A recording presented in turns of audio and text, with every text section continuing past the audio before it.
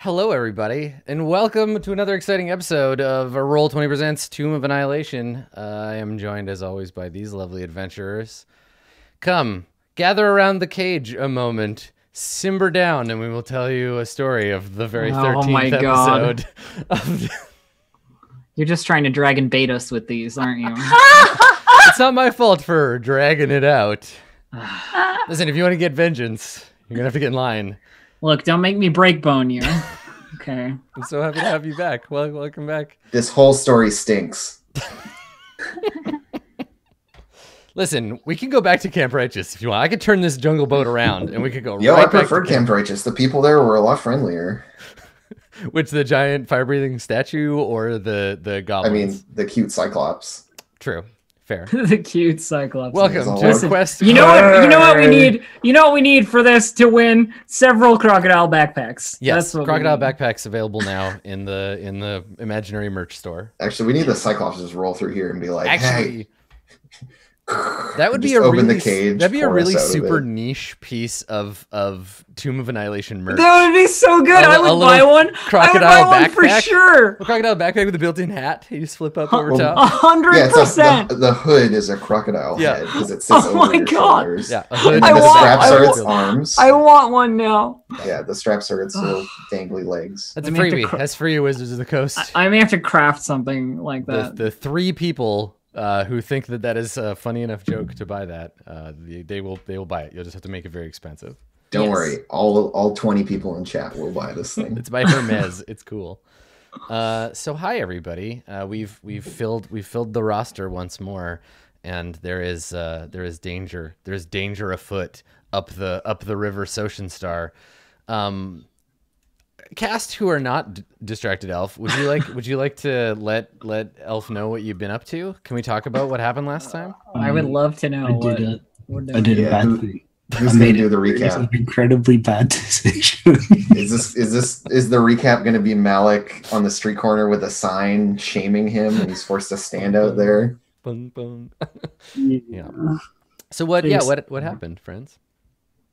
We found some people out in the jungle, and one of them was being really mean to their guide, and they were going to murder them.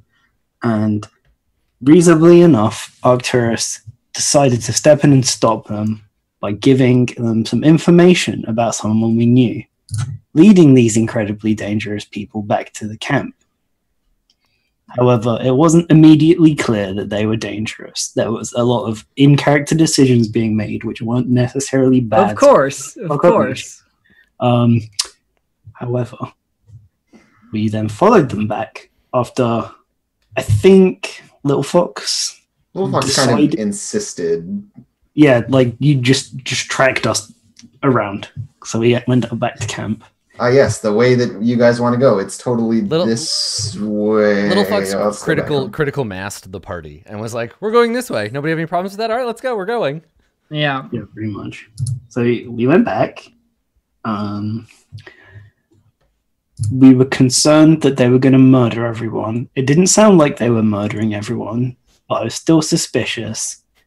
And so is Little Fox. So we decided to go back into the camp, while the group that we'd set out with, including Arcturus, stayed outside. Mm-hmm. I went to talk to the commander. He was joined by this incredibly powerful sorceress lady who was looking for, to Simba. Mm-hmm. Yes, she told Arcturus that what was her relation, Arcturus, to Artis? You're muted, Blue Jay. It's fine. So there was a reason that this woman was seeking Artis. She claimed to be his daughter. Yeah, she said that is. Am I working now? Yeah. Can you hear me? Yeah. She said that he was her daddy. Yes. Yeah. The other important note for Elf here was that her and her friends were dressed very similarly to a certain red side quest. So What? So there's that. Oh, they're dressed like Red Side Quest. Okay, all right. They wore the uniform of Red Side Quest. Oh no! Yes. Okay. Good. Wait. I don't know if that's good. All right. So they went back to the camp. Sorry. Continue. I'm excited. your Storytelling, Malik. We went back to the camp. Little Fox was making friends with the people in the cage at the back. After choking out some guard. Yep. Yeah, knocked out a guard. It was pretty cool. And around the same time that she decided she was just going to break the cage apart with her bare hands, which is pretty impressive. Which she did. She did. Successfully. I might point out. Succeeded all my shit. I'm skilled. Anyway, go on. I decided that something was really fishy with how the woman was acting and how she'd managed to get this otherwise very difficult man on side, Commander.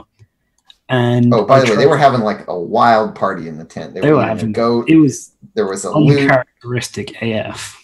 Yeah, there was some suspicious behavior. So they got drugs what and they're shit. saying is like they were having a party. No one was dead. No one was being attacked. Everything was fine.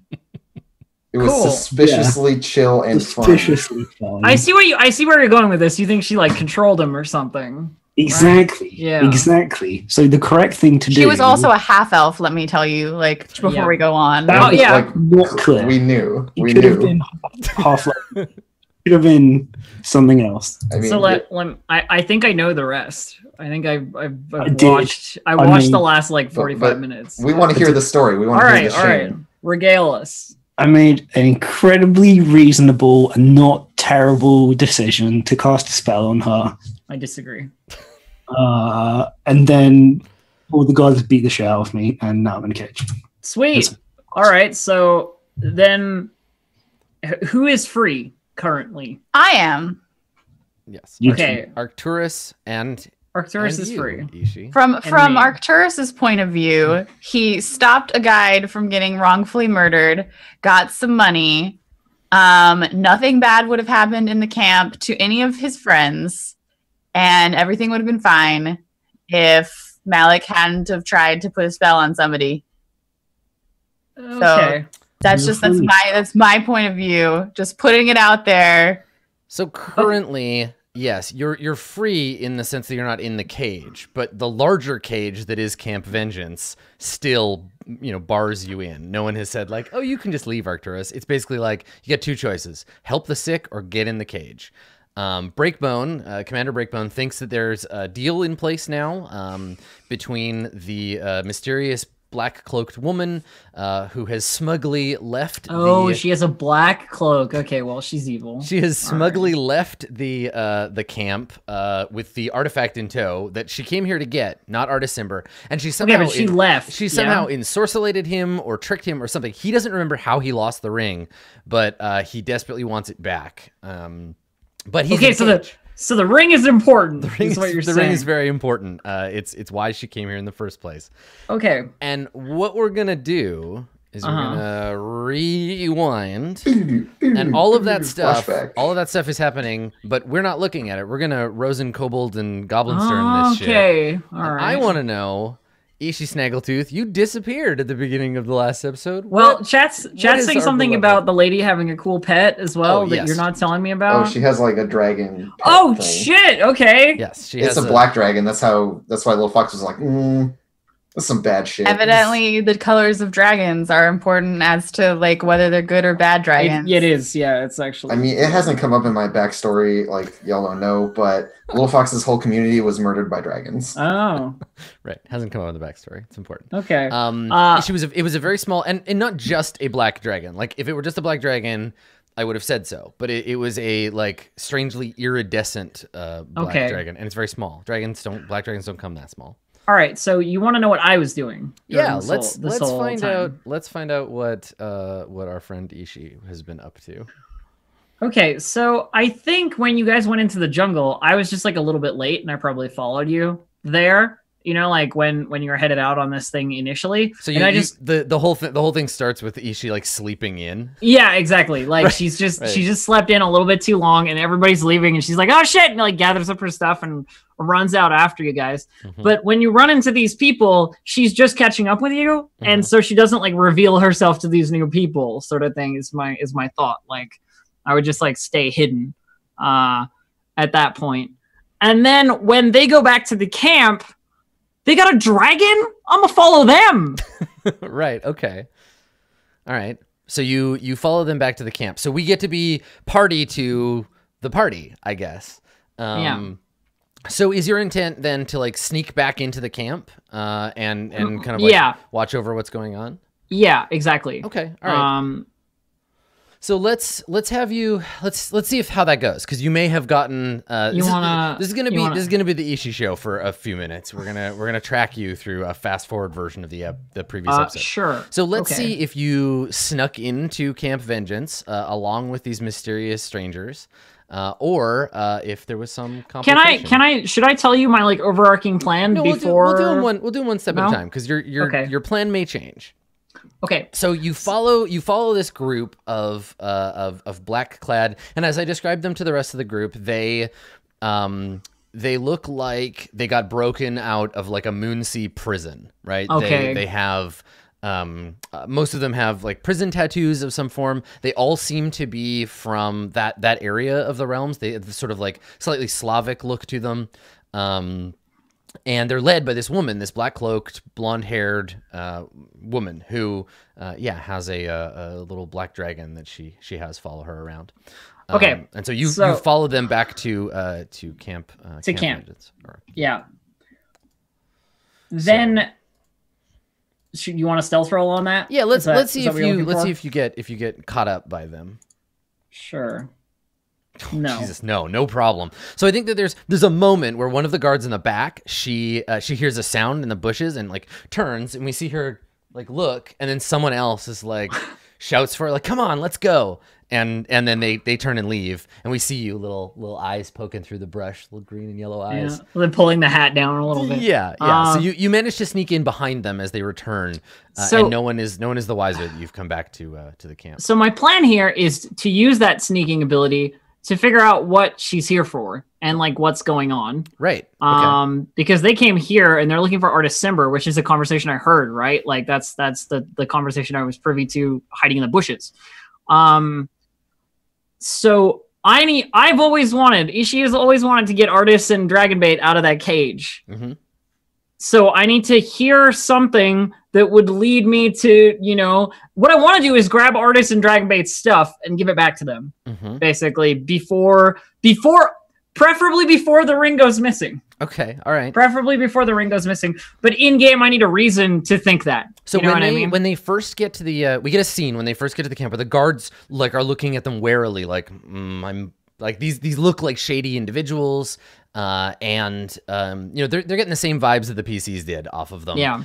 But there's a conversation between the woman and I think Captain Firebeard, and I don't think you can hear it. I think you're like hiding behind a barrel, straining to hear what's going on, but you can't make it out. And they talk for a moment, and then Ord takes her and a couple of the thugs into the tent. The other thugs make themselves at home. They kind of just like go and wander around the camp and take a look at things.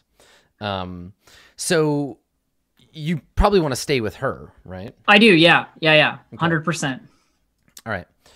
So you follow her, and I don't think you can get into the tent. So how do you? But I can like listen from the outside. Yeah, is that what you do? Do you eavesdrop? I think I'm eavesdropping as to like what she's saying from the outside.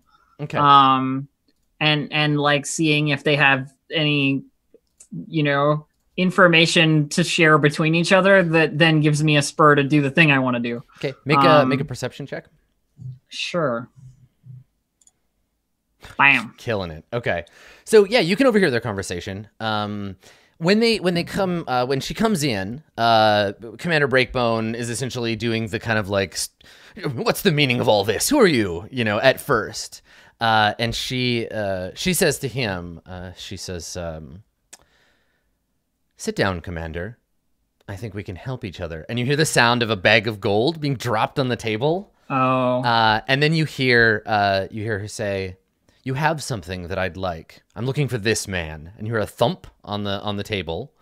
And at first, you can almost hear Breakbone salivating over the gold. Yeah, right. yeah. You can hear the gears turning where he's like, "Oh, I could use this to like get us out of here."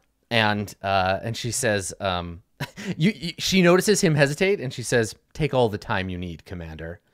And so there's a pause, and then he says, yes, I do think we have this one in the cage out back. This is when I move. Right, And so you're like, try and find the stuff. Okay. Right? All right. So the last time you saw their stuff was in his tent. So Which is where they are now. Yeah. So you're right? gonna need to wait until they leave. They're gonna go and see artists, presumably, and when they leave the tent, I will go into the tent. Okay. So you hear them. You hear her say, "Oh, well, that's very exciting. Why don't you take me to him?" And the commander says, "Yes, right this way." And then you hear shuffling. A chair moving away from the table, and then footsteps. As the commander and his new friend leave the tent. Okay, so sorry, now... can I ask an important clarifying question Yeah. before we get?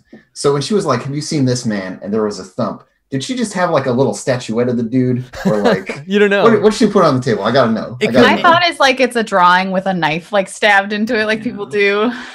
I mean, I think she put a picture of artists down, like a wanted poster or whatever. Right? Okay. Yeah. So, you I have started a this- thump in my brain, my imagination. I have left. this tiny 1/8 scale lead pewter statue I've been working on. Thunk. I even painted it. Check out the dry brushing. well painted, yeah. Yeah, totally. He cost $47.99 at the Games Workshop store. Yeah. So, well, hey, we've established that Commander Breakbone plays Tyranids, so it's fine. It's true. It's So fine. okay, so they leave. The two of them go outside, and what are you gonna do? I'm gonna go into the tent and look at the pile of stuff. Okay, I can't take it all because then they'll Right. know it's missing. how are you going to But- how are you going to get into the tent? The tent it's posts in the ground, right? Yeah, there's no floor. It has a There's ground no- like a ground sheet or whatever. Okay, but it's not like attached to the walls, No, right? no. You could try to. So I could just Squeeze under under. Okay. the tent. All right, Yeah, so I'm tiny. We see you I'm looking at the good we for- see you looking at the tent. You're like, and then we cut to the inside of the tent, and we can see from It's the like a table. nose and We see from, like- we see from the table down. We see the legs of the table, and we can also see the heavy black boots of a couple of thugs that got left behind. Okay. And then we pan slowly down, and this whole like part of the episode has like slightly more comedic music. I imagine it being Yeah, like a yeah. different style of cartoon than the rest of the show. And Yeah, we because hear it's the Ishii flashback. It's drawn in crayon. It's like kind of like sketchy. Yeah. and we hear the cartoonish like of you poking your little head out underneath the tent and looking around, and you can see the sets of boots. There are two thugs here, and they're sitting and they're having a stormtrooper conversation, right? Where one's like, "Oh, when are we gonna get out of this jungle?" And then it's like, "Shut up, you!" And they're like, they're just having a background conversation, but we see you poke your little head underneath. And look around. I'm scanning for the stuff.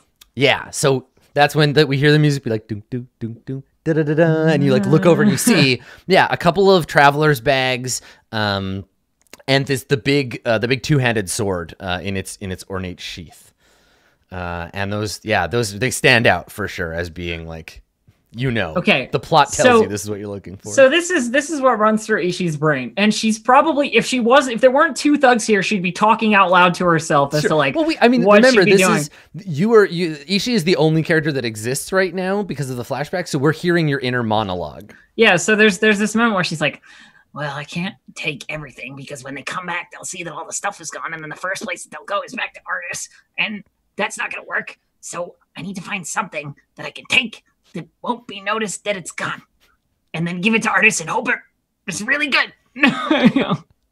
Okay.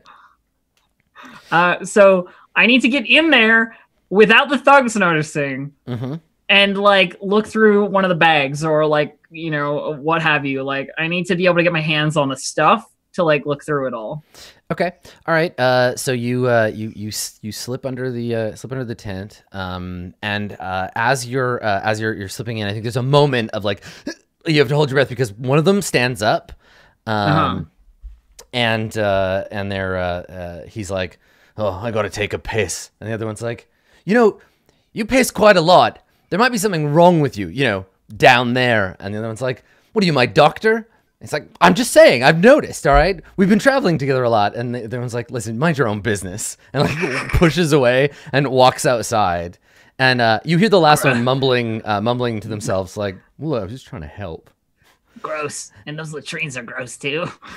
So this guard, I think we can hear a rhythmic like thumping on the table because the thug is doing the bored thug thing where he's taking a knife and going punk, punk. So it's more like thump, thump, thump, ow, thump. Okay, thump, well thump, at least ow. he's distracted, right? Yeah. So make another stealth check. And tiptoe in and like grab one of the bags and like bring it down to ground level and dig through. So the bags are already on the floor, so you don't have to move. Oh, them. okay, all right, cool. But make a stealth check. Let's see if this character if they notice. Sure. I'm trying to decide if I want to use my inspiration at this moment or not. What do you think, team? Like friends? Because I have a ring. I possess a ring in my inventory that I'm going to replace for the ring that I'm going to take. That's the plan. If that's here, what if it's not here and you use your inspiration? What are we doing right now? Well, this is all their stuff. If their There's stuff gonna is be here, something good. The last time, There's gonna be if you're thinking about the ring, the last time you saw Artis, it was on his hand. He was still wearing it. oh, Yeah. Yeah, that's like what I recall from last time is that she. oh, nobody told me that. God You remember it, but still, like you're in the tent, you can take a look through his stuff if you want to. Okay. But you got to make a stealth check if you want to get in, look through the bag, and get out without getting noticed. This dude's gotta have like wild magic items. He's gonna have tons of stuff. All right, let's see what I can do. Okay. Whoa. Killer. All right. So you look through the bag, and most of it is like travel stuff. Though in one of the bags there is a sheaf of paper, and while you fade out into the background, we would just see this thug, and they're like still playing. There's like blood all over their hand, and they're like, "I'm gonna get this." Ow! Fuck! Ow! So they're very distracted by this, and you manage to like open the bags, and you can actually dig through them. Right? We see your little feet kicking out of the top of the bag as you dig in. Like you're fully in there. So it's mostly traveler gear, right? There's some rations, some insect repellent, the kinds of things that you have in your supplies. But there's a sheaf of drawings of if you're into humans, a very beautiful Chultan woman. Not into humans, so just so maybe woman. like conventionally attractive for other humans, but so there's the sketches of a Chultan woman.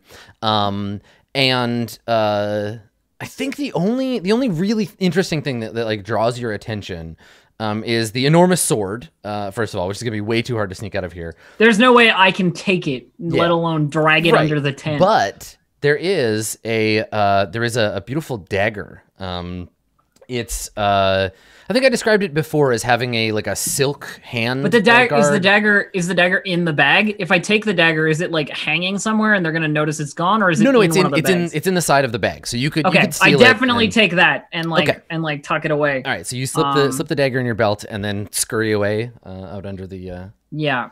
Okay. I still want to do the ring swapperino. That's my plan. So when you pop out of the tent, you come out on the side where all these boxes are, and you see Breakbone and Zendala, and they're walking back towards the tent. And Breakbone looks a little like he's looking at her. He's a half step behind her and looking at her like, like not sure. Like he's a little hesitant, and she is just like grinning like it's her birthday. And you see her flip an object in the air, and the sun catches, and it probably hurts your eyes because you're cold. The sun catches on this like gold, looks like a coin at first, and we get the tight shot, the close up of it like spinning through the air, and it's it hangs for a second, and it's covered in a frost-like etching, and then she catches it. And she looks at the commander and she says, "I think we've got cause for celebration. My men and I are going to stay at your camp tonight." And he kind of looks like, ugh. And she's like, "Don't worry. We're all going to have a lovely time. Aren't we, Commander?" And she like grabs his shoulder, and he's obviously just seen something that indicates that maybe this isn't great, but maybe not a good plan, yeah. But you can see his resolve crumble, and the two of them head back to the tent, and I think you hear Breakbone say to one of the guards, "Go and slaughter one of those goats. We're going to act like this isn't a miserable, filthy jungle hole for at least one night. And the guard is like, yes, sir. And the guard runs off. So where do you go? I think like night is starting to fall. I'm assuming that the cell is covered by a guard, like at least one for sure. Yeah, is that where we go? Do we like, well, I want to give the dagger over before I get caught. Okay. So basically. the first thing we see, we cut over to the I love how your actions in the past later, if there's trouble, Artis will have a dagger. But what's funny is that he didn't have one when the fight broke out. Which is why I was like, I shouldn't steal the weapons and the gear, like the entirety, because it changes the chronology of like, what would have well, so instead of, it's a foregone conclusion, but let's find out why you can't get the dagger to Artis Cimber. Right? Sure, yeah. So your plan is to sneak up, and I think what you see is two of these thugs. And it looks like they are, Artis is in the cage and he's sitting down looking depressed and like kind of confused. Like he looks like he hit his head or something because he's kind of like moony eyed and like just like staring. Yeah. And Dragonbait, his companion, is up against the wall of the cage with his hands up, staring at these two thugs who are like bullying a guard. They're over by the latrines and they're basically just like pushing the guard back and forth, and you can see it. There is a swirly incoming for this poor guard. Oh no, in a latrine? The guard is they're like joking and like like, ooh, order the gauntlet. Where's your gauntlet now? Like pushing the guard back and forth. And the guard's like, where's your gauntlet now? And the guard is like, please stop. What are you doing? And they like pull his tabard over his head and he's like, ugh, stop it. But so they're distracted, right? They're over by the latrines. Mm-hmm. Can I, like, from where I am, be like, Artis? Yeah, hey! I think what happens is you poke your head out and you're like, Artis, hey. And Dragonbait turns and looks at you, and the two of you like make eye contact. Yeah. And Dragonbait like waves his hands like get out of here. Like, don't come this way. Mm-hmm. Okay. Yeah. Okay. And like back off to where I might be able to pilfer some more things. Like that ring has got my attention because she took it and she's clearly happy with it. Yeah. And you know, it might be a little bit of a metagame for me, to be fair. But no, but it's totally fine. We're moving out of actor stance and we're in directory kind of stance. Stuff. Yeah, for this part of the episode. So you slip away, realizing there's too many of them, and you I think you hear a shout that turns into a horrific gurgle back at the latrines, and you sneak back to the tent, and there is there's a bit of like a party going on now. You can hear one of the thugs singing. You spy over by the goat pen.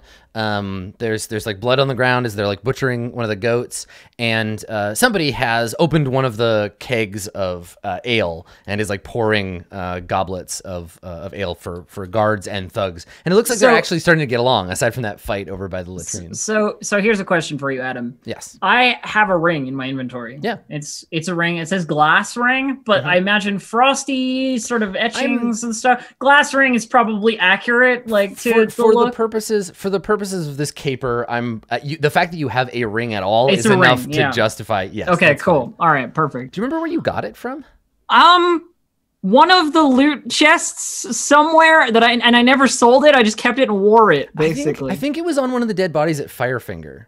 It might have been, yeah. Yeah. Okay. So yes, you pull it out. It's only worth like 25 gold. Yeah, you look at it. It's that's fine. I think it's certainly enough. And Zandala is gloating supervillain, right? Yeah. So what I'm gonna do here is she's in the tent having a party, right? And presumably she's got this ring on her finger now because it's like her favorite thing ever. So here's the thing. When we saw her last, before she left, she wasn't wearing the ring. It was on a chain around her neck. She hadn't put it on. Because to do so, you'd have to attune yourself, which if you'd like to, as a group, if you'd like to maybe draw some information from that, yeah, if it's a magic ring, why wouldn't she have taken the long rest to like attune herself to it? But anyway, so I think what we see, if you poke your head back under the tent, is the tent is much fuller now. Bloop. And we see her, everyone else is like talking and drinking and like listening to this guy try to play a lute. But she is staring at the ring and like flicking it on the table, and it's like spinning around, and then it like wobbles and falls down, and then she picks it up and she's just like obsessing over it. But I think I am gonna wait until she's distracted enough by something else that I'm gonna make my move. So here you get a little bit of help. You hear a sound, right? So you from under the table where everyone's feet are. You hear the sound of like a bone breaking and like meat being like chewed on. And when you look up, you see this black dragon, this tiny black dragon. Its wings folded up on its back, and it's got a rat in its claws, and it's like chewing on it. And it looks up at you, and the two of you like make eye contact. Oh. What do you do? Don't like she's just put your hands up. She's just trying to be like, don't make any noise, please, or over there, maybe. And it like hisses at you slightly, and takes a couple of like in Draconic, by the way, furtive steps forward. And make a persuasion check. Okay. I'm bad at this. Yep, it's not your best, but that's okay. Okay. Here we go. Is this the one I used my inspiration on? I feel like stealing. If you're gonna steal the ring of winter from Zendala, that might be more significant. But the thing is, like, I only have a 2 bonus on this. I have a 7 bonus on sleight of hand. It's true. It's true. Do you want to mitigate the stakes or? No, fuck it. We're gonna roll the dice. Let's find out. Okay. Do I have any kind of advantage? No. No. Well, you can speak Draconic. I can speak Draconic. And yeah. It's more curious. Yeah, you have advantage. I think that makes sense. You're a kobold. Right, cool. You're used to being like dealing with dragons. I'll allow it. And I'm using the language of like you're a cool dragon and I'm a shitty kobold. Right. So despite the fact that this dragon is actually like smaller than you're exactly. treating it like it's a big impressive dragon. Yeah. Okay. Exactly. 13? Nice. Okay. So I think what happens is that it makes a move to like lunge at you. And you like stagger back, you pull your head back and stagger back out of the tent, and it follows you. And it comes up out of the tent and crawls up quickly on top of, and it has that sort of preternatural like lizard speed where it's just like suddenly up really on top of this barrel, scuttle. And it's looking down at you, and it's got like a bit of like rat viscera kind of like hanging from its jaws, and it hisses slightly.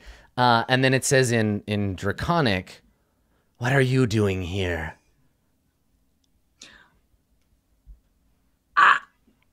Nothing that would disturb your magnificence, obviously. I am here just to get my share of some valuables that belong to me that were taken. Where there is one kobold, there are many. Where is the rest of your tribe? They're coming. And it like pops its head up and sniffs the air. I'm the one in front, you know. And it looks down at you. And they say I'm not very smart. Make a deception check. This is the same like shitty 6. Okay, so it looks at you and it hisses and it says "Don't lie to me, kobold. You're all alone." And it kind of like scatters down and like and you know what I do? Comes up and looks at you. I try and put on some like because they're still in the tent. I don't want to like be too loud. Yeah. But I try and put on like the crocodile tears immediately, where I'm like, yes, I'm all alone. You know, like right away. Where it's like I lied because I wanted to not be alone, but I totally am. And I'm like, yes, I'm all by myself. It's not good for a kobold to be out here by themselves. Okay. I just want some loot to bring back so they'll let me back in. Okay, I just need to check something really quick about this little game. I really hope that I'm not gonna set off the fucking alarm here. Okay. All right. So this one, yeah. Okay. So I think I'm basically grovel, cower, and begging. So I think what's happening here is actually let me retcon this slightly because this is all happening. Maybe you didn't realize right away, but all this is happening without sound. The creature is communicating emotion instead of like words. And it's happening like telepathing. It can understand you. It's telepathic. But it's all happening in your head, so it's totally silent on its end. On its end, yeah. Yeah. And I think that you failed your deception check. You're all alone. You're like crying. I think it gives you get this feeling of like it's not like angry and it's just curious. Like you get the impression that it just Is it actually like wants to know what's sort- going on. Is it sort of like not sympathetic, but like pitying of this like it doesn't. dumbass It's not. kobold? Yeah, it's not angry or like. And Okay. if it were, it would have reported you to her already. All right, that's fine. And so in the midst of this crying and you know like the little bit of noise I'm making, those sniffles that I'm making, I basically go, All I need is to get the ring back. And when you say ring, it like perks up a little bit. And I think that you feel a sense of like, oh, we can help each other. Like it comes up to you and sort of purrs slightly and kind of like looks at you like, oh, you're my friend now. I can help you. You get a feeling of, like it imparts to you a sense of like fear and worry. And you feel when you can hear Zandala inside, like she says something to the commander. When you hear her voice, the dragon lets you feel its like nervousness or it's like discomfort. You get the impression. oh, she's not a very good boss. Yeah, that it doesn't. It Yeah. either doesn't like her or is afraid of her. And I think that it thinks you can help it. It does not want her to have the ring, and it wants it like it doesn't matter where it goes, but it has this vibe of like, oh wait, we can help each other.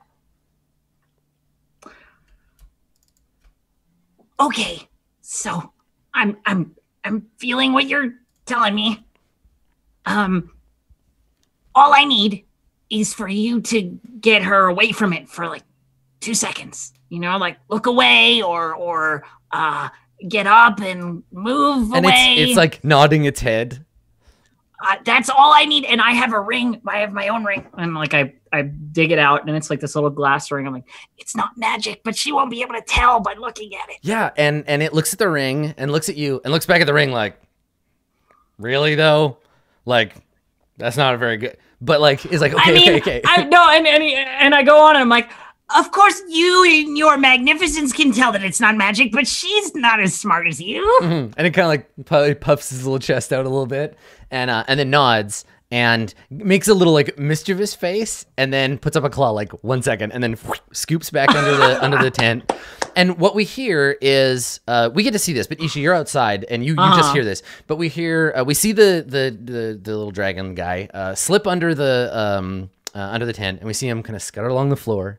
And like look around a little bit, and then scutter along the floor, and then like look around, and then he scutters up to one of the guards. I mean, you can see the guard's boot has a big like hole in it, so we see his big toe sticking out of the boot. And the dragon, he rubs his little hands together and goes, and like chomps really hard on the guy's foot. And you hear like a high pitched scream. We see this big tough bald like tattooed guy go like ah, and like jump up. The table like jolts. Everybody's drinks fall over.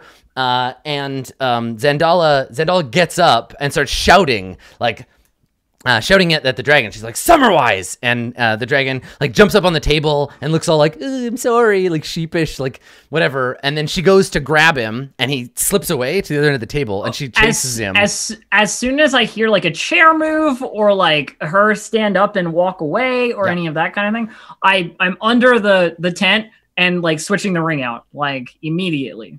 Okay, so you slip in. I waste no time. Yeah, there's some chaos. There's a couple of thugs. Like one thug pushes the other, and he's like, "You spilled your drink on me," and the other one's like, "You spilled your drink on me." And Commander Breakbone is like wringing ale out of his tabard, his like battered tabard onto the floor. The guy with the lute is like leaned back and laughing. Someone's fallen down, and it's all chaos. And Zandala has grabbed Summerwise and is like, "Listen to me, you little shit," and like holding it. And she's focused on it, and it looks over her shoulder at you and kind of gives you a like, everything's fine, get it. And so you see the ring on the table in like a puddle. There's a puddle of ale that spilled onto it, and the ale is like freezing over. You can see ice forming around the. I grab the the ring off the table, and like it's probably fucking cold as hell. Yeah, so you like break it out of the frozen ale. Yeah, and like shake it crack, off. you know, and like quickly switch it with the one that I have and try and put it like back in the same place. Okay. And then like some of the frost from the edge, I like just brush it up onto the ring so that Right, it just, like cover. yeah. Just cover your tracks. Okay. And then I'm out of the tent again. All right. Well, let's see if she notices. I'm going to use a sleight of hand roll for this to see if Zandala. You're gonna use a sleight of hand roll, or No, I'm you gonna roll. use- We're going to use that as the Okay. roll to make. Okay, I'm inspiration. I'm using got inspiration this I time. believe in you. Incoming double ones.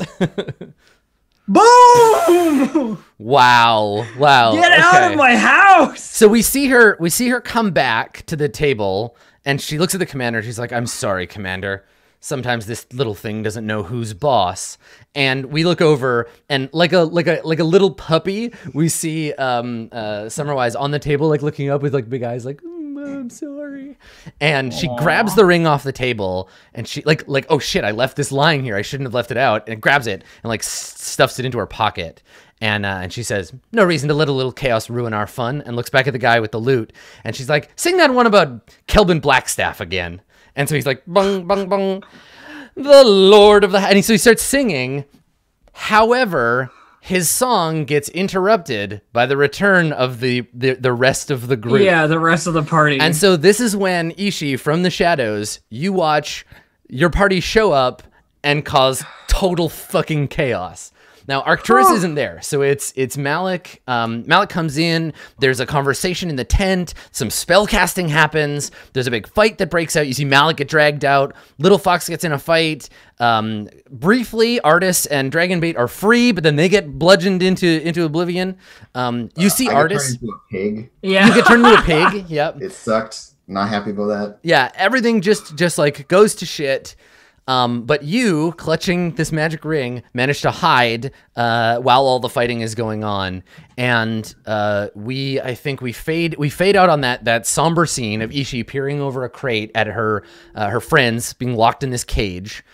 We see Little Fox get like re-tied up after she turns back into her normal form, thrown into the thing, and then the cage is locked and some guards are placed outside, and we fade out on that. And we fade back in on Arcturus. So Arcturus, you stand. When we fade in on you, it's the next day. The black cloaked goofs they've all left smugly. Now you don't know this, but we see that scene of Zandala talking to Artis and being like, "Good, got your ring, jackass." And she walks by and leaves, and you are standing kind of out in this open space by yourself. Ishi, you peer out from around a tent and you see Arcturus. Arcturus, what do you look like? What's the look on your face? What does Ishi see? What do we see from Ishi's point of view? So I feel like when we entered this was when Arcturus was coming in trying to like barter for figure out what happened. We're all caught up. We're all caught up to the present moment. So you don't need to rewind at all. Yeah. Oh, okay. I was wondering when this was. Yeah. So this is just you've done all your talking and you're like, okay, I got a plan. I'm gonna like try to convince everybody and whatever. But you're standing out in the open and we're seeing you from Ishi's perspective. Yeah. Arcturus is still looking nervous. I feel like because like his plan involves like his powers from his god, I feel like he's feeling a little bit more confident than when he didn't have a plan. Mm-hmm. Like he's like, okay, like if I'm using the powers given to me by Ishtishia, if I'm following the rule of law as I understand it from talking to Sister Sias and the two captains, then like this is gotta work. Like this is the way to do things. So he's nervous, but not as nervous as when he came into the camp in the morning with the Captain Salhana. So yeah, he's like, straightening his shoulders and doing that thing that people do who aren't accustomed to giving speeches when he's about to do like something he's rehearsed probably a little bit. He's mumbling under his breath something about like, and Sister Sias can speak for me about the spell, and Malik didn't want to kill you. That definitely not. And everything is, then you can let them go, and then we can go, and then. So Ishi, you can see Arcturus like practicing his lines, getting ready to be like, all right, I got an important thing. this would be a great time to jump in and be like, "Yo, buddy, I'm over here." Yeah, that's what I'm gonna do. But I was just like, is there anybody else that's gonna see me if I do that? No. I think you're in the clear. The circumstances have been arranged such that we can reintroduce you to the party. Okay, this cool. way, and you have a moment to be like, "Yo." So I poke my head out from behind this barrel that I'm hiding behind, and I go, Arcturus! Hey! I'm over here. Where have you been? And like he goes over to the like barrel and is like from anyone else's perspective talking to a barrel. We look up and we see one of the guards looking down at you, and you're like talking to this barrel kind of animatedly. I mean, I was talking to myself earlier. It's so good. Not a big of a deal. Okay, so while you were all busy doing stuff, I also did some stuff. I got a knife. and I like pull the dagger out, the like one. I think it's Artis's. And I got this. And I like hold the ring up. Is that woman was very, very proud of. Is that her ring? Yeah, she didn't have it for very long, I don't think. That's all well and good, Ishi, but did you? Oh God, the Malik and Little Fox are they may be. We need to get them out of the cage. Yeah, I saw what happened. The lady left, right? The yes, she left this morning with her party. She had a nice dragon. I hope I can help. Yes, I thought of you when I saw that dragon. I can help it. It helped me. Or they. So it wasn't a bad one. Everyone was saying that. Didn't seem like it, but I don't know. I'm not familiar with the surface creatures of that. I was busy rarity. trying not to get killed, so I said lots of stuff to it. Okay. So we need to get the others out of the cage. I got a knife that I can give Artis, and the ring, which I think is Artis's too. Ishi, as much as I would love to follow through with a brilliant act of daring do, I really don't think that you and I alone can heroically break the 4 other members out of the cage. It's probably best if we attempt to follow the rule of law. So you got a plan? I think so. I'm hoping that it works. The commander has said that the reason that Malik and Little Fox are in the cage is because they made an attempt on his life, which you and I both know that they would not do. So if I can just get... So you want to convince them to let them go? Of course. Okay, but it's not like Breakbone has been super reasonable up until now. Do you know much about enchantment? Probably not. There's a spell that requires any within its radius to tell the truth. So if they are just accused of attempting murder and they truthfully say that they did not attempt murder, then they should be freed. But there's one problem with your plan. I like your plan because there's less stabbing involved. But there's one problem with your plan. And that problem is if you put Little Fox in a zone of truth and say, did you attempt to murder people? She's going to have to say yes because she doesn't not do that. Well, and then get caught, you know. From my understanding, it was more Malik that the commander was concerned about. I honestly don't know why Little Fox is also in the cage. But the only thing that I've been informed of is that the our wizard friend made an attempt. Tell you what we're gonna do. I know the plan. We got a plan here. I like it. So I like your plan. We're gonna do your plan. Okay. With the truth and stuff. You do like my plan? It's good, yeah. But you gotta think like a kobold. If the first plan fails, have like 4 more plans back down the tunnel. Because if you don't have enough plans or traps or whatever, the big, well, usually human, I guess, would get in. So, my plan after your plan, in case your plan doesn't work, is I'm gonna be right by the cages, and I'm gonna give that stuff to artists, and then hope that helps us, or at least let artists know I have it. You know, that way, if your truth thing doesn't work, we can break them out, and then we can do the stabbing plan. I'm not 100% on board with the stabbing part of it. It's the second plan. It's not the first plan. Sure. Well, let's hope that the first one goes. All right. I and I feel like Arcturus. Okay. Well, I should. If those people are gone, the thugs and the woman are gone, then I should be okay to walk around here in the open again now, I guess. Because I didn't do any of the stuff that others did. I was just hiding. Should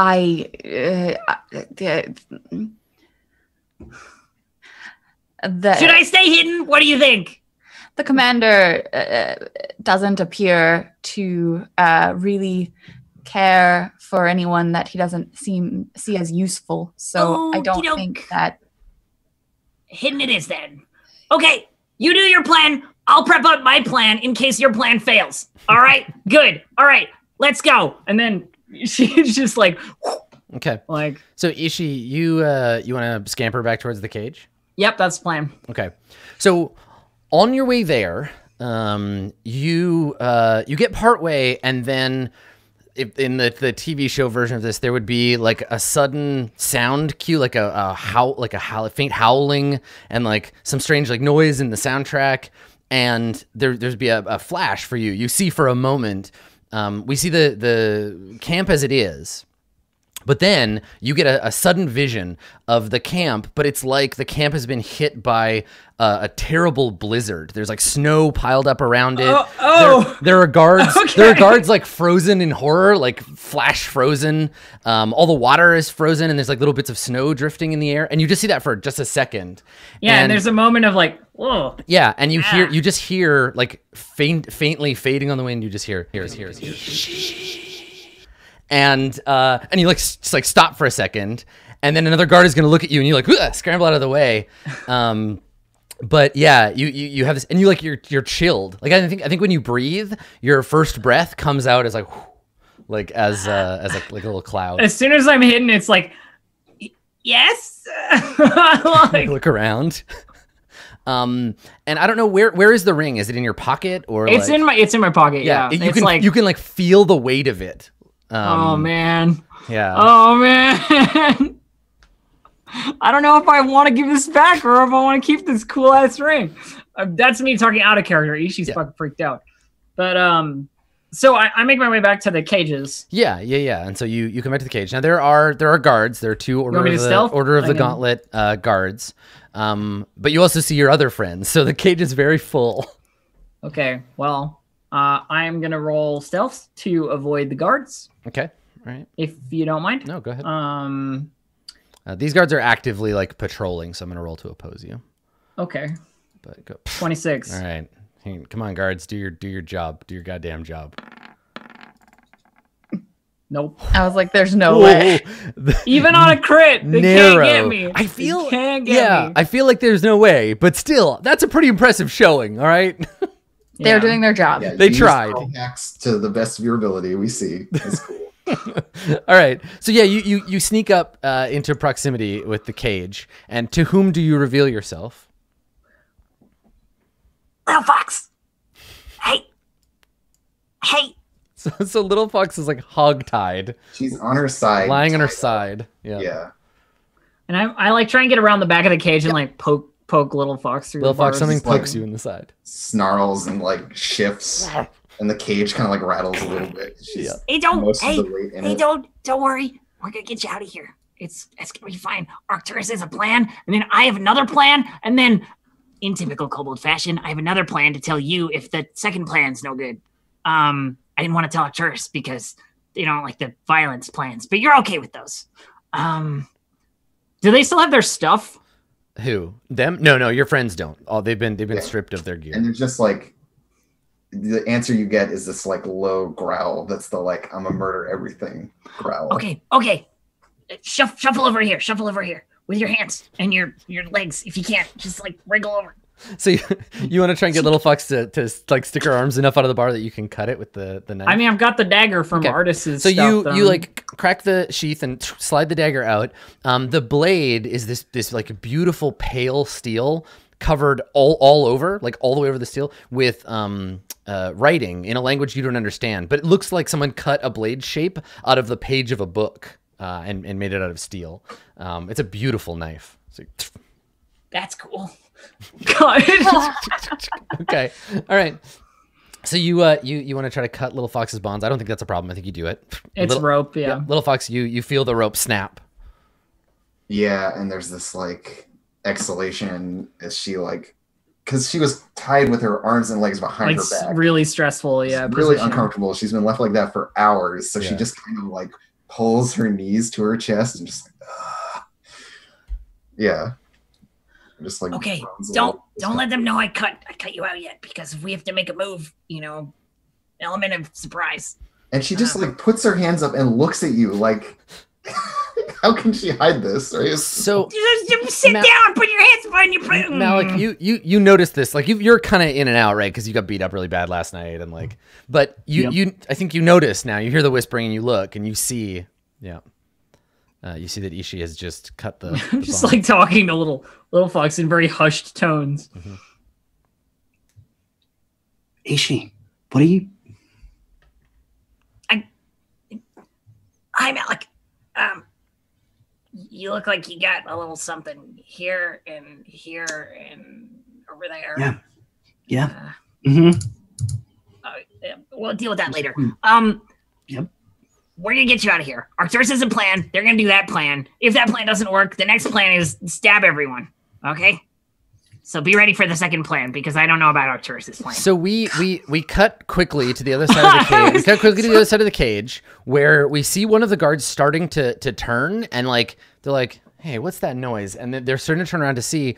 And Artis has overheard your conversation because you're standing like right behind him. He's Yeah, like overheard. right next to him. And I think when he sees the guard turn, he gets up and like hits his head on the cage, and he's just like, "Ah, oh my head, ow, this cage. Hey, listen!" And he like points at the guard. He's like, "You gotta let me out of here. I know my rights. I'm a Harper. You gotta let me. I know Elminster. All right, we went to high school together. You gotta let me out of here, man, or this is gonna be grave consequence." And he's like talking really loud to try to cover you, and you're like whispering.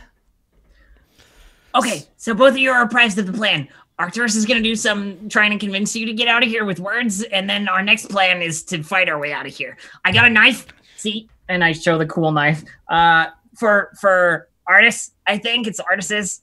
I didn't want to take everything in case they noticed it was all gone. Also, there's a big sword in there that I couldn't possibly carry even if I wanted to. But okay, I'm talking too much. So the guard comes up and like bangs on the cage with his spear. He bangs on the cage and he's like, "Shut up, Simber." And Artis is like, "Whoa, man, all right, you don't have to calm down. Everything's fine. We're fine. Happy prisoners, happy prisoners." And the guard turns around and Artis looks over his shoulder and he's like, "Hey, that's my knife. Good job, Peck. Give it here." And he like tries to reach between Little Fox, like behind him, between Little Fox and Little Malik. Fox just puts a hand on his chest and just like gently, just like Shove him up against the cage. fully away. Yeah, Just, he's just like, "Hey, ow, ow." and then I just pin him there. And he's like, "Okay, No. all right." No. It's okay. It's his knife. It's not my knife. I gotta give it back to him, I guess. Even though I kind of really want it, but he needs it more than I do. And Little Fox just okay. like, to you, like over her shoulder says, "Later." Okay, sure. Yep.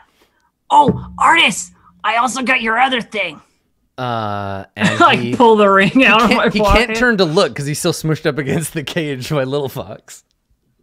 Yeah, and I don't let him look. I'm just I Okay, don't so when you take it, trust this guy too much. when you take it out, there's another flash, and you see the cage, but everyone in it is like dead and frozen to the bars.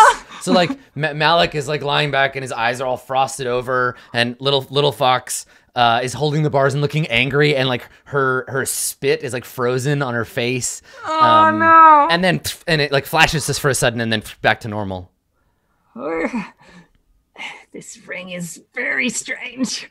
And I like put it away again and then disappear, because I'm like around behind something nearby. Okay, maybe behind yeah. And as you latrines or slip something. away, I think the last thing we see before we take our break is Artis Simber's face mashed up against the bars, trying to look over his shoulder and be like, Peck, where's my knife? And what other thing? What other thing did you get? What is it? And then he's like squirming, like, come on, and like trying to turn around and look. But Little Fox is like, no hat, no stuff, and gives him the finger wag. No, you just have him pinned, and the cage is full of whatever smell Dragonbait emits when he is amused at Artis's antics. Yeah, It's funny because you're getting hurt. Yeah, it's funny because look at you getting bossed around, you nerd. Cool. All right. Well, let's take a short break here, and as soon as we get back, we will continue on with our exciting adventures in Chult. Don't go anywhere. Lots more Tomb of Annihilation when we get back. This stream is brought to you by Roll20, an easy-to-use virtual tabletop dedicated to making tabletop RPGs accessible to everyone. Join the adventuring party at roll20.net.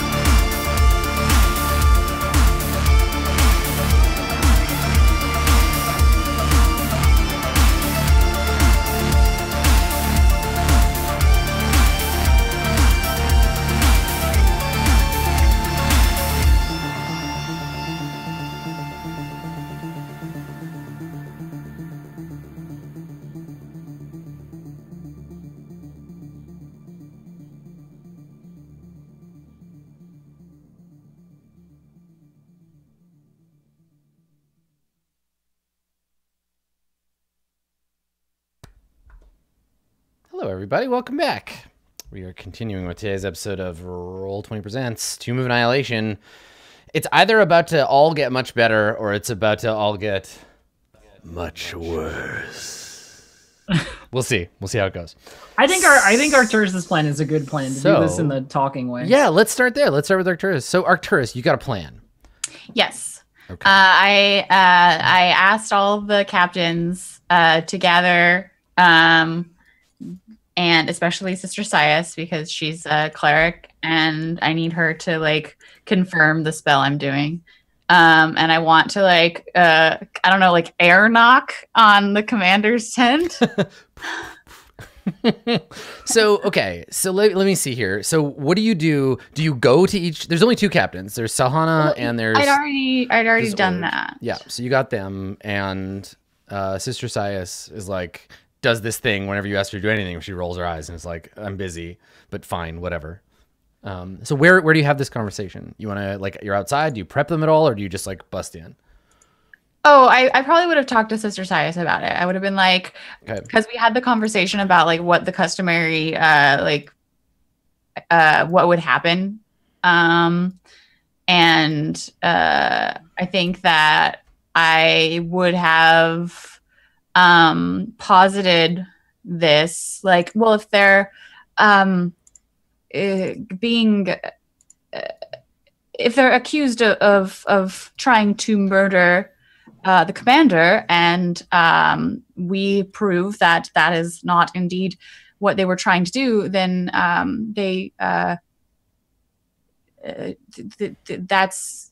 is that still it? And he's very like he doesn't know. Okay, so let's assume all of you are there, right? You and the other captains, Captain Salhana, Ord Firebeard, Captain Firebeard, and Sister Sias. Sister Sias is not actually a captain. She has no proper military rank.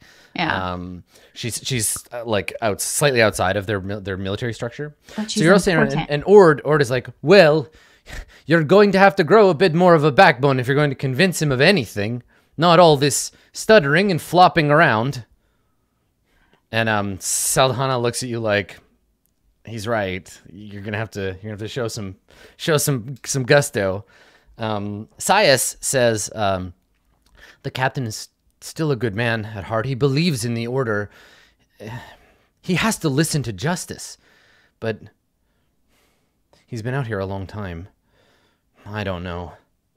It is the truth. The truth as shown by the gods. Surely he cannot just Salhana, leave that aside. Salhana sighs. Arcturus, I don't know what it's like where you're from, but sometimes even the truth isn't enough to shake power. If he's made up his mind about how things are going to go, even if you convince him that they didn't come to murder or cause chaos, he may not let your friends go. Well, I have faith that this will work. And if it does not, and my faith is misplaced, then I will try something else. Yeah, at the mention of the word faith, the three of them exchange a complicated glance, as though that is a concept that has weighed heavily on all their minds for some time. Because really, they're here because of faith, right? So what do you do? Are you going to take them into Commander Breakbone's tent and have the conversation there? Or do you want to take him to the cage? What's the plan? I think it would be in the commander's tent, because Arcturus is still trying to follow the letter of the local law, you know? Totally. Okay. All right. So maybe we cut to that. It's you, Sias, the other two captains. You're all in Commander Breakbone's tent. And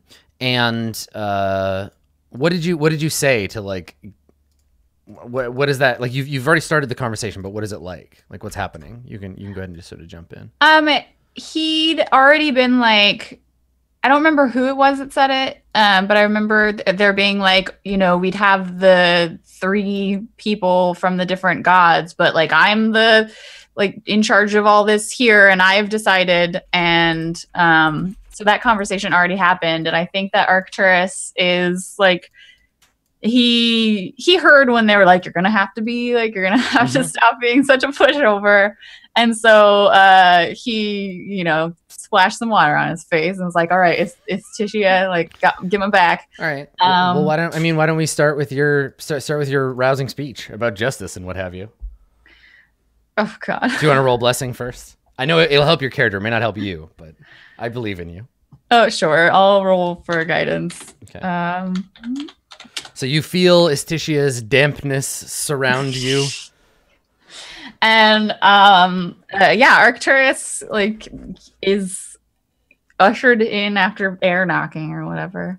Yep. And he says, Commander, I know that you state that the decision is made, but I cannot and he's doing the okay, bolster yourself. I cannot let my friends go to judgment without attempting to speak for them. You trust in the power of your gods.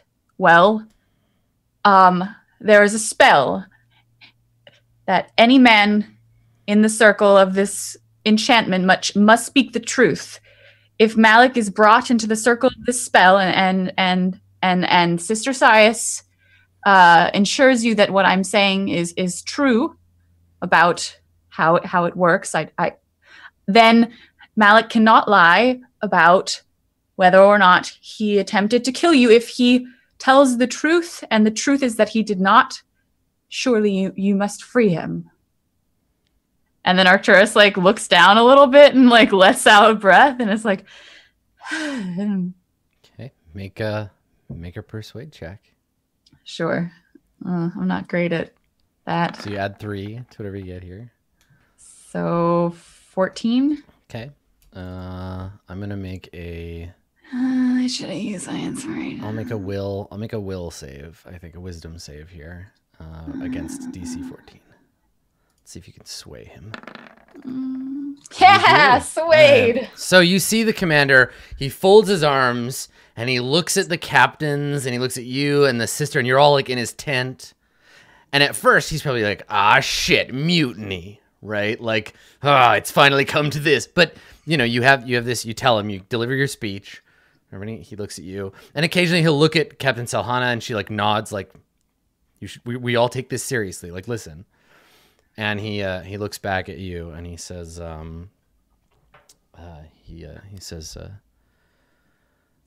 well, I am unfamiliar with the ways of your deity, but I hold nothing closer to my heart than the precepts of the Order of the Gauntlet.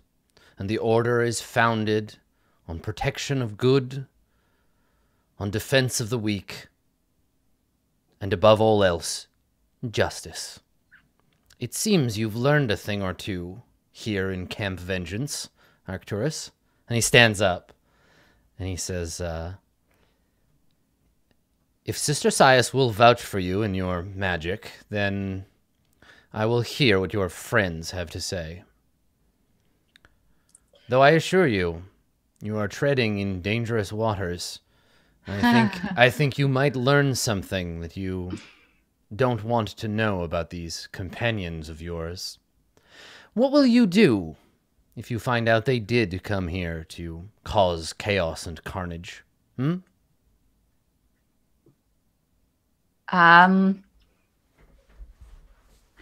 Well, I suppose I will then reassess my judgment as well. I have faith in them. Morality, Arcturus, is not something to be reassessed.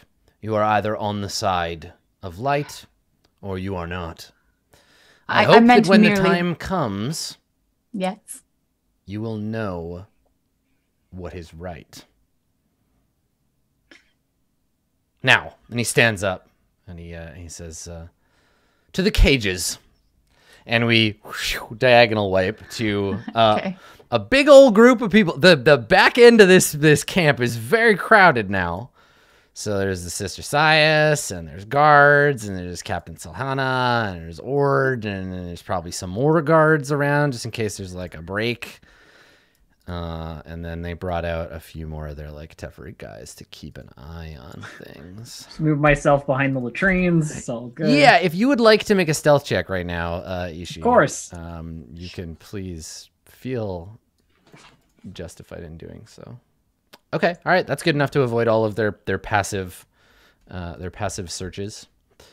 Okay, so the whole area is like crowded, and people kind of come to like scope out what's going on vis-a-vis truthiness.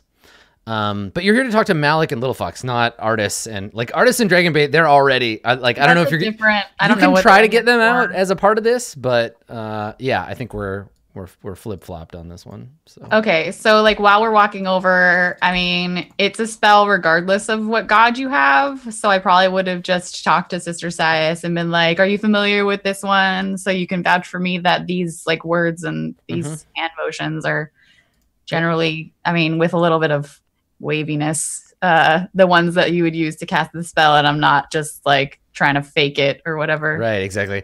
Abracadabra. Boom, everybody's telling the truth. Yeah.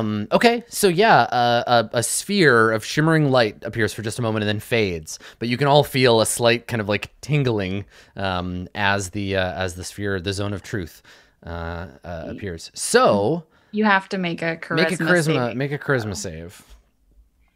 I don't know if there's any way to just be like, I opt out. I wonder about that. I think you Because can. the thing is like if you succeed on the save, I know, Yes. and I know that you. So can then lie. you're going to have to lie. You have to make the save too, Arcturus. Well, but that's the thing. Like, can they? Like, Malik knows what I'm doing. Can you opt You can out? choose to Of, fail the save. yeah. Here's the thing, right? Yeah, you can intentionally fail. Does anybody want to intentionally fail? No. No, I try. Okay. But All I right. fail anyways. All right. okay. So So I know that Malik makes. I can. You know, I can lie. I know that Malik makes a save, and you can lie, but I can also lie.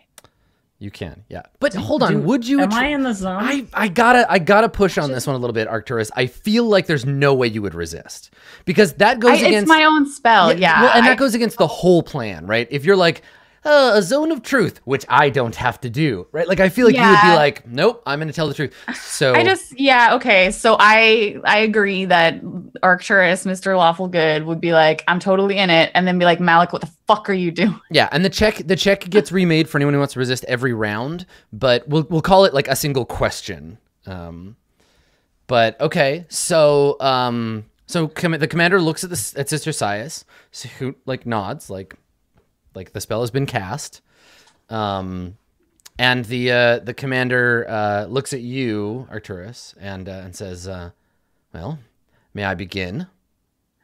Yes, the spell is in effect for 10 minutes. Okay. Let's see. Until you enter the area for the first time or start your turn there, make the save. On a failed save, you can't. Oh, right. Okay. So anyone who succeeded has to check every question. Wait, what was that? It resets every on your round. turn. Once you Right, fail, okay. you're truthed until you can't escape the thing. So eventually, Malik will fail a save. I mean, Yeah, that makes sense. what is it? It's a Anyway, so DC, my DC, spell DC. So it's a DC. the commander turns. Actually, I should roll for artist too. It's a DC 13. So you'd have to get a 6 It's a or lower. charisma save. Yeah. Dave would have to roll a 6 or lower to There's- fail. And sorry, It's see, I was 19. rolling a stat. What is this? 13. 13? Okay, so artist got it this round. All right. So, Commander Breakbone looks at you, Malik, and says, I have a question Yes. here because I know that Malik succeeded on his save and can lie. yes. The whole point of, I can't. So here's what's going to happen. Niles is going to ask a question. Malik is going to answer. You're going to know that he lied. Sister Sias is going to ask you to confirm I he's don't know telling the whether truth. he lied or not. I just know that he He succeeded on can his lie. Yes. throw, so he that can could lie. Yeah. Yes. but every 6 seconds he'll have to try. Yo, you got to frame it like the polygraph, where it's like you got to ask them some warm-up questions. That's what he's doing, if you'll let me get to it. Oh, sorry. I was just wondering, like... Breakbone says to you, all right, prisoner, what's your name? My name is Malik Ibn Tahir al-Gharib. And he looks at you, Arcturus. Like, do you nod, or? I mean, you know that's the truth firsthand. Yes, that's what Malik has told I was gonna say, do you hesitate, or like because he turns to you like, all right, I'm testing it, so did it work? You're the polygraph technician. You're supposed to be like, that's the truth, or like, that's a lie. The spell has not yet taken effect on Malik. He appears to be rather strong of will. It might take some time. I will know when it does. But he hasn't started lying to us. That is the man's name. As far as I know. Good. At the moment, he could lie if he wanted to. And he turns to you. And Malik, can you save again? I'll roll for Artis again. Artis, damn. Charismatic. Yes. What, Dave? Is it just out of spite, Well, dude? Is it just because you hate Breakbone? So there's no point me continuing to resist it. I fell. Okay. All right. And now you do what I expect you to do and ask questions that I have to say yes to. So I mean, you could choose. You're aware you're under the spell, and you could choose to avoid answering. I think not answering is an admission you of can plead guilt. the fifth, homie. No, don't worry. They don't have the fifth out here in Camp Vengeance. All right, well, let's see what Listen, happens. this isn't Camp Civil Rights. I mean, Ishi, you're also under the spell. BT dubs. Am I within the 15 Yes, foot you're within radius? 15 feet of me. Oh, okay. Well, whatever. Nobody's asking me any questions. Roll, because Artis has to ask you some stuff. Okay. It's 10 minutes. Yeah. Charisma save. Okay, so you're fine. Actually, make another one because it's been 2 rounds. God. No, I'm Phil. Okay, so there's 2 questions here. Breakbone says to Malik, when you came back to this camp, what was your intention? My intention on returning to the camp was to make sure that the woman we encountered wasn't putting any of the people here in danger, which is true. Yeah, and he looks at you, Arcturus. Yes. He is now under the spell and cannot lie. That was the truth. And he grins, and you can see him enjoying the pleasure of the power, right? He's just like, Fucking asshole. Sister Sias, you should really look into learning this spell from our friend here. It's most useful. Meanwhile, Artis has spotted you, Ishi, and is like, Hey, Peck, what's the thing? You got me a thing. What is it? It's the ring. And you see his eyes go wide, and he's like, you have to give me that ring. And he like sticks his arms out like under the bar, like, come here. And Wolffox just like sweeps him back into the cage and sits him down. Like she just like grabs him and just like. I can't give it to you now. We have to wait. And he looks at you and he's like, all right, Big Blue, I need that ring back. You have no idea how important it is. So Commander Breakbone says, There's like this side. That has reminded me that the commander also needs to make this. no, he failed on purpose. Oh, okay. I have nothing to hide. So he says, we are on a mission of great importance here in Chult, and you have disrupted my operation. Do you have any ulterior motives for doing so? Why are you in Chult? I'm in Chult at the request of third party to find and deal with this so-called death curse which is plaguing. So when you say death curse, the like crowd that has come together, they're like, death curse? I haven't heard about that. I don't have the death curse, do I? And it's all true because they had. And they're all like whispering to each other, like you've spread this little like death curse. That sounds horrible. And so he says to you, he's like, what third party? What was her name? Sindra Sylvain. Sindra Sylvain. And he kind of scowls like, I don't know who watched that the is. first episode recently, so I remember the name. So, Artis says to you in the cage, on the back conversation, Artis says to Little Fox, what the hell's your problem anyway? Don't trust you. There's a change in the smell, and Artis looks at his companion, looks at Dragonbait, and he's like, that's not fair. I'm very trustworthy. He looks. Does the circle compel me to answer things? No. You don't have to say anything. No. Well, yeah. So he says that he's like, I'm very trustworthy, and he looks around like, wait, am I under the spell? Because like he obviously doesn't believe what he just said. So meanwhile, why is the ring so good? He looks at you, and he says, if you give it back to me, I'll tell you everything. Yo, make a check. Are you lying? You're right. Artis has to make. We have another roll for Artis. He's certainly capable of lying, whether he is or not. Hard to say. So meanwhile, up at front, Commander Breakbone says,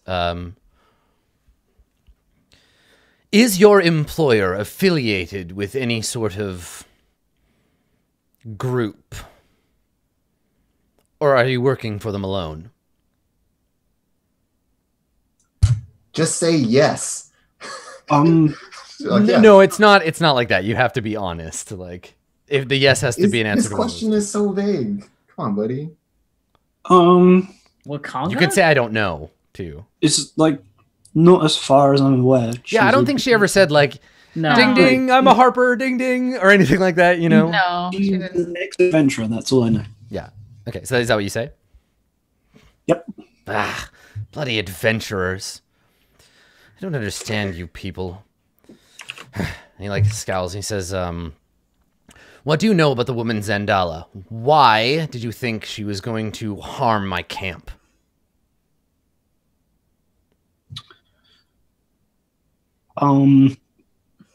Black Dragon Familiar is typically seen as evil. And we found out that she threatened to kill the guide she'd employed. He scowls and he says, that's unusually weak-hearted of you. Do you go around trying to solve every problem that involves someone threatening to kill someone else?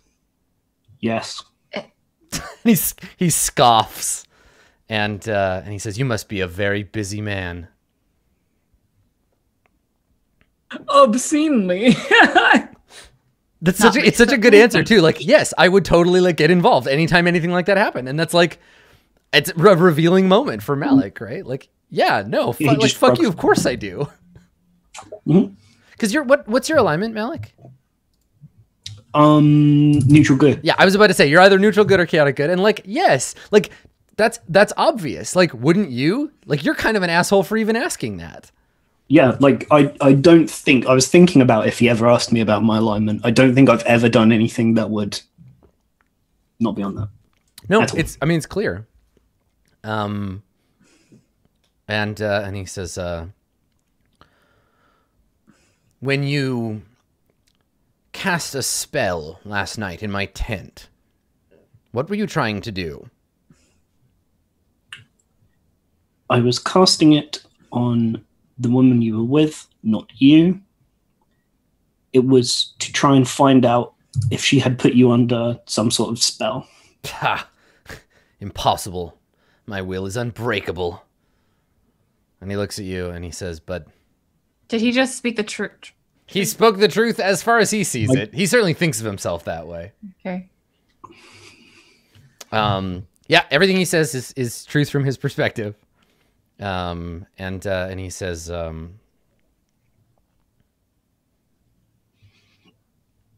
you and your companion, he looks at Little Fox, tried to injure my guards. to hurt or possibly kill my men. Why did you resist? Why not just surrender and tell the truth then and there? And this is directed at you, little fox. Yeah, and she just like openly like bares her teeth at him and just says, only hurt other people. And he squints and he looks at you, Arcturus. Because like I didn't hit any of the guards. I only hit the thugs. Yeah. I beat that shit. It looks at you like, I don't understand this beast. From what I understand, other would be not yours. Right? Or Little Fox doesn't speak that much, but she speaks the truth. The spell seems to have less utility on things less capable of communication. But I'm finding it terribly interesting. She having just like cuts him off, and whatever he's saying was just like, just like he takes a frightened step back, like you scare him, and he takes a bit of a step back. I just fucking rattle him, and then I just sit down. Oh yeah, his will is so unbreakable. Yeah, right. Like he, you, dude. You're so but he doesn't notice it. He's gonna forget that he even flinched at all. So he takes a bit of a step back, and then he's like, and he says to you, Malik, he says, "How long do you think it's going to be traveling with creatures like this before someone innocent gets hurt?"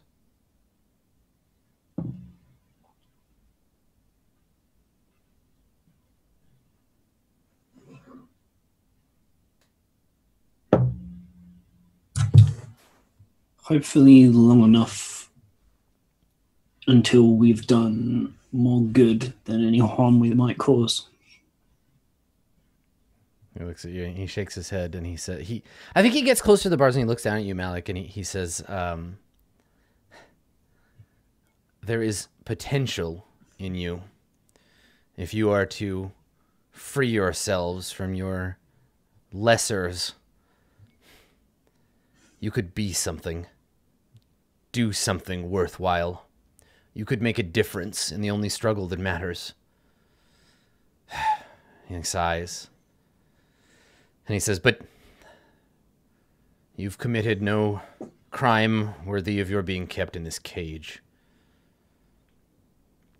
Malik, you're free to go. I'm keeping the beast. That beast, That as you beast call her, did nothing against attempted your to men. kill human beings in my camp. Where I'm from, we call creatures like that monsters. I've made my decision.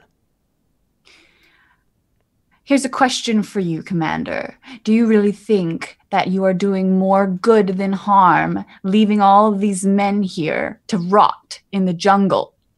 Everything that I do is correct. He believes that. 100%. Oh, yeah. Have you guys got like Zone of Truth stuff that you want to keep doing here, or can I jump in with Plan B? It's not the same Plan B as the stabbing plan. It's a different Plan B. I've reevaluated Plan B. I have some questions. I just don't want to interrupt, right? So Yeah. he's about to like turn with a flourish of his fake paladin cape and storm out. But yeah, Malik, if you want to shout at him or say something. I say, Commander Breakbone, do you believe any of the men that you command here are actually going to make it out of this jungle alive? Making it out of the jungle alive is never the goal. Many will die. Many have already died. These men are brave and strong, and they know that they will go to meet Tyr with valiant hearts and be rewarded in the afterlife for what they do here. None of us are afraid to die. I don't think that's true. You hear someone in the back, like some guard, be like, I am. I don't want to die. It's like, What is it you do here, Commander? He looks at you and says, I refuse to be interrogated by you. This is over. Guards, let the human out. Keep the rest. Might I suggest a course of action here, team? I don't want to leap out. Oh, yeah, and absolutely. do it myself. But Arcturus, I think it would occur to you, I mean, at least in my mind, that all these other people in the crowd are under a Zone of Truth too. Why don't you address them? turn to them and be like, so do you all trust the commander? Yo, who thinks this guy's an idiot? Yeah, exactly. Like they are. Yeah, I'm assuming that everyone here. Let's see how Artis is doing. Yeah, it's been a couple turns. Nope, he Artis failed. is still. He's fine. Here, I'll even give him 2. No, did you roll a 13? There you go. Yeah, it's a 13. It's enough. It's 13, isn't it? Me too. It's 13 is my DC, I think. Yeah. Oh, shit, okay. Yeah, no, I totally was going to. I was just waiting for. Okay, so yeah, he's like, this interrogation is over, and then he's like, to get the human out of the cage, leave the rest. Then I suppose I have a question for the rest of you gathered here. Do you really trust that the commander, the way that things are going now, is really doing more harm than good? Do you really believe that? Do you have the fervor of your captain? I'm more good The than harming. blindness to the dangers that you put yourselves in? So when you say that, there's nervous looks because they don't have to answer. And there's nervous looks between like the captains, Firebeard and Salhana kind of glance across the cage at each other. The guards all kind of nervously like. And Breakbone says to them, he's speaking to Captain Salhana because she seems to be the one that's the most like on the side of like potentially reorganizing the structure. But he says to her, he says, before any of you answer, remember that to give up valiance in the face of the struggle is to be denied your eternal reward. If you show cowardice here, your souls are going to be forfeit in heaven. And they all kind of like look at each other. Let's make an opposed check, Dave. Let's make a persuade check, and we'll see. You're going to both try to persuade the captain as a person who stands for the rest of the group. Okay. Because basically what you're doing here is like, yo, who wants to be neutral good instead of lawful good? And he's like, no, the law, damn you. Yeah, I wonder, has any of the role-playing I've done got an inspiration? Yes, yeah. Everybody should already have. If you don't already have inspiration, everybody just take it. Just Hey, just Adam. do the Hey, thing. Adam. Yes, Adam. I am the law. he is the law.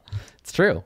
So you got that. You get your check. I'm going to give him advantage as well because he is their commanding officer. Absolutely. You are a stranger trying to change their mind. But we both have advantage on this roll, and I think it's just whoever gets the better roll. Okay. We'll Do you want me to go first or you? let's just go ahead and do it. It doesn't super matter. I had my finger on the button already. Oh, boom. What? So persuasive, Malik. So Captain Salhana looks at Commander Breakbone and she says, Commander, you've lost your way. And the guards, you hear a shuffling of armor. You hear like some people like hold their weapons. Spears kind of get like at the ready. And Commander Breakbone just sneers. And he says to Salhana, he says, when you find yourself kneeling before Siric's throne, tell the god of cowards I sent you. And he goes to draw his sword, and then someone behind him just goons him on the back of the head, and he just falls face down in the mud. Give that man a medal. And there's a guard behind him, like holding the butt of a sword, like, did I do good?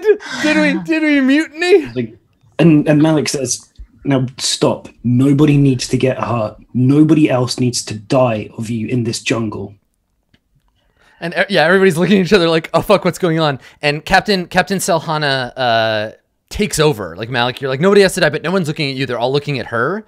And Captain Salhana is like, all right, everyone. Now I know that we've struggled to keep this camp alive for too long, but sometimes when a limb has gangrene, you have to amputate.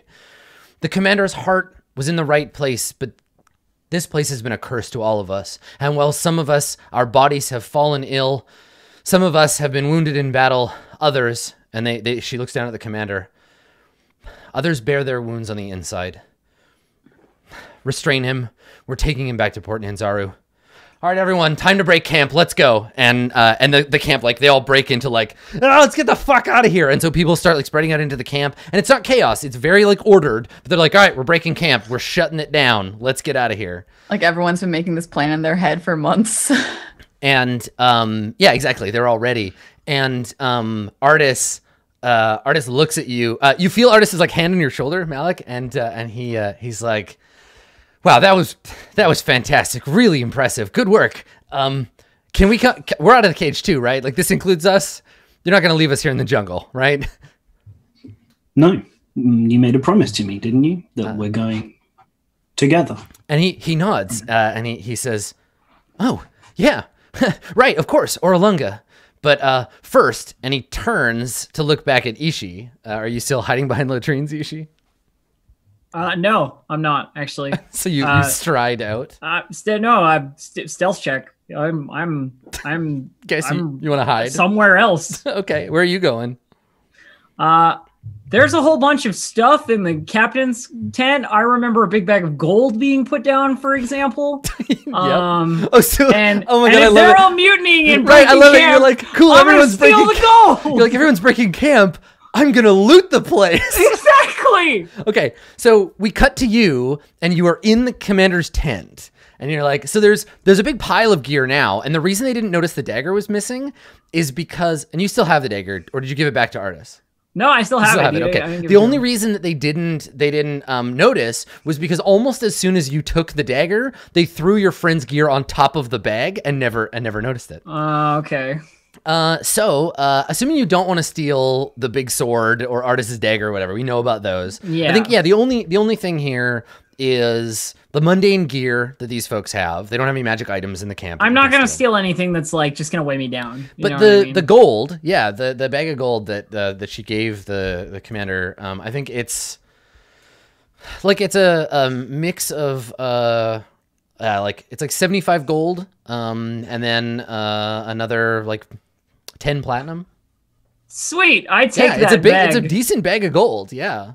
Yeah. Now you pop the bag open and you like dig in and you like pull out a coin to see what's in there. And on the coin, there is on one side there's an image of like a faded image. These are old coins. A faded image of like a profile of a man with like a handlebar mustache and like long hair on one side, and on the other side there is a gauntlet or like a fist. On the other side. Can you make a history check real quick? I just want to see if you recognize where this coin is from. Yeah, of course.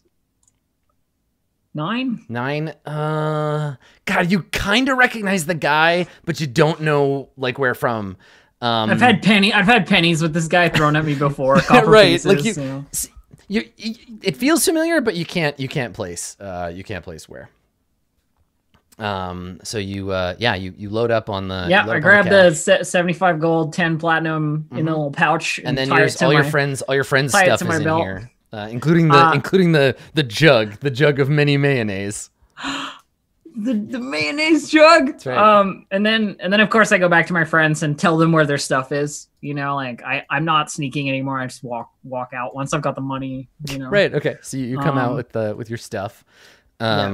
And yeah, the cage door is open. Ord Firebeard, Malik, he lets you walk by, and then because you're still sitting, because the cage is too short for you to like fully stand up in, little fox. Yeah. So little foxy, like Malik, you can stand up, and like you maybe have to hunch a little bit, but you're little fox, you're still sitting as the cage door is open, and Captain Firebeard puts out his stubby dwarven hand, and then he's like, well. Sorry about all that, ma'am. Is he trying to like help me out? Yeah, help you up. Hell no. So he's like, Not only do I not take his hand, but I like as I'm stepping out the door, I just kind of like shove him out of the way. And like, step out into the like outside and like stretch. Yeah, and as you walk by, the little shove, he falls back a little bit, and he just looks up at you and he's like, what a woman. And Dragonbait comes outside and like a big soundless yawn, and he like unfolds his tail and kind of flaps it around a little bit.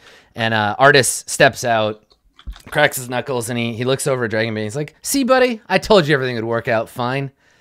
And he looks over at you, Arcturus, and he gives you a little punch in the shoulder, and he's like, "Thanks, fish sticks. Where's your little friend?" How is it that you never once succumbed to my spell?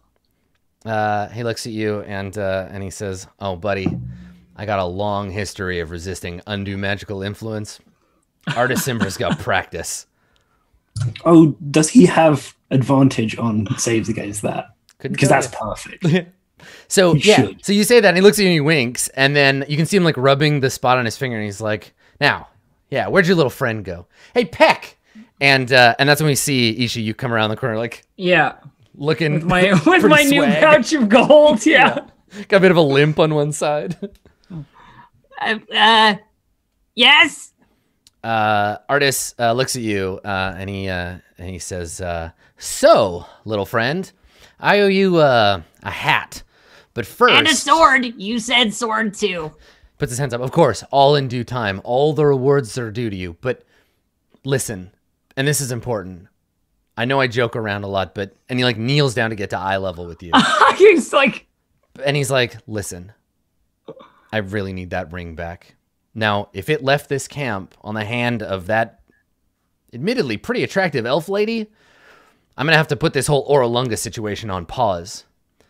But if," and he looks up and he's like, "By Tamora's tits, please, if you have my ring," then he just like lets it hang, like, Pretty attractive. She didn't even have any scales. "Don't leave me hanging here, buddy. Come on." She had some scales, actually. Puts his hand out and like, and Ishi digs out the ring, Mhm. and it's the ring, you know, like, and she's like, This one.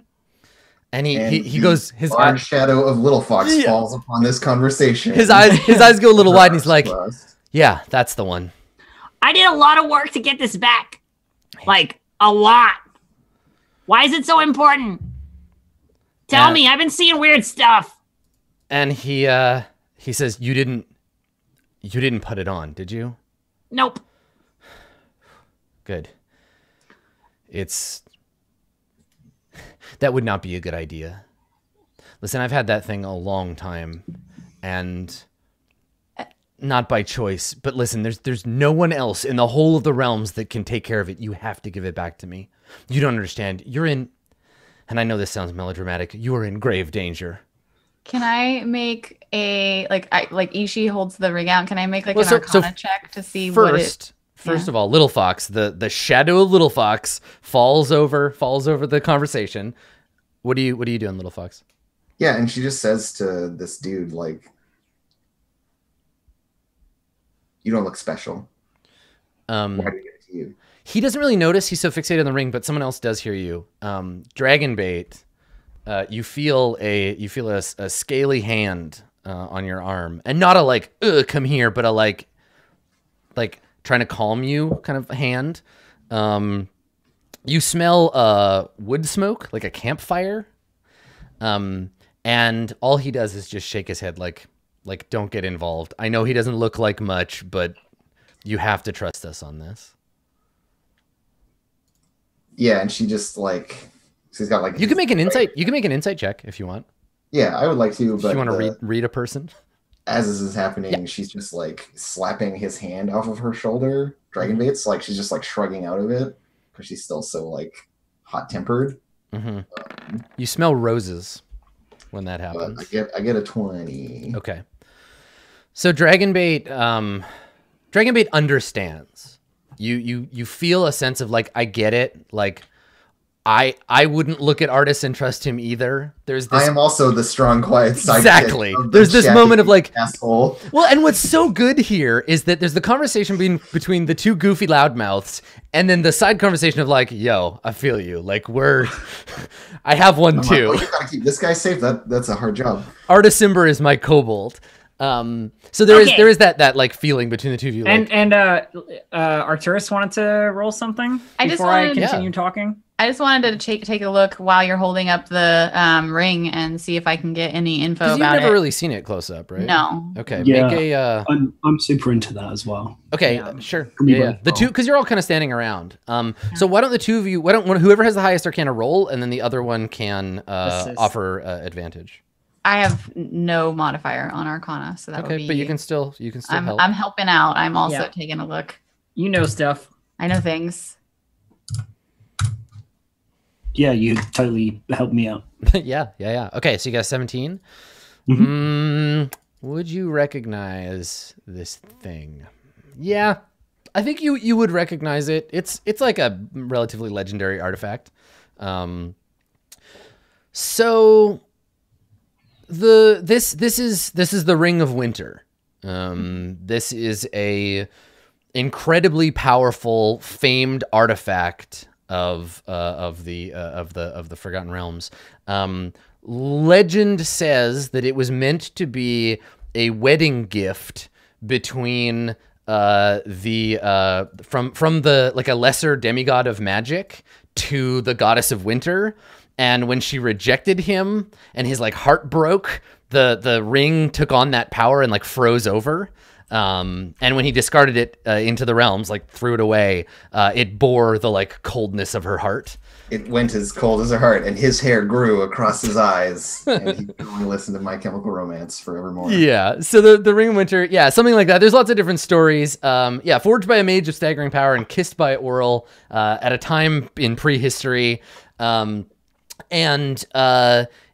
has the power. It has several mysterious powers, but rumored among them is immortality. That it grants you the ability to, as long as you wear it, live forever.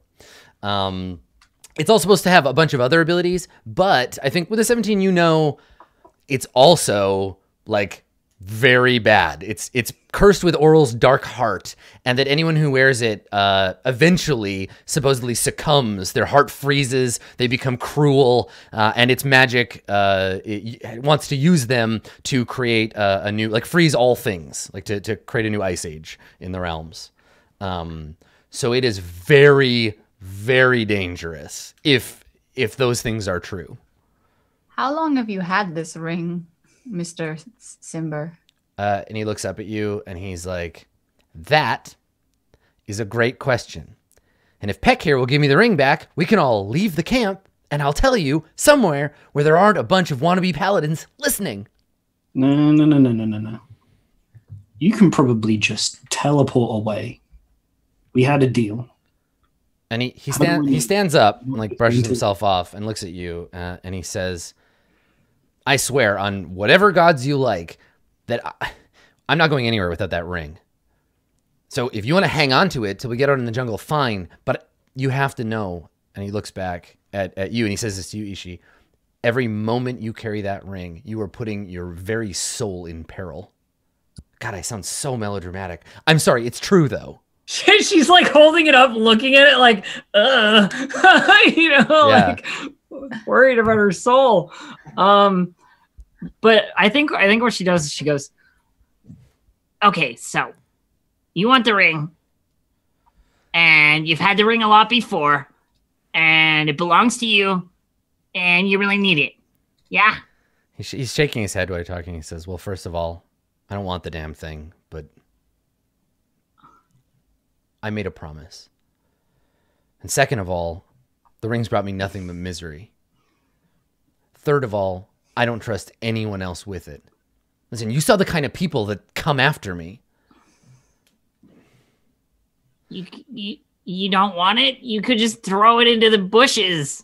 Right. Over there. For just anybody to pick up?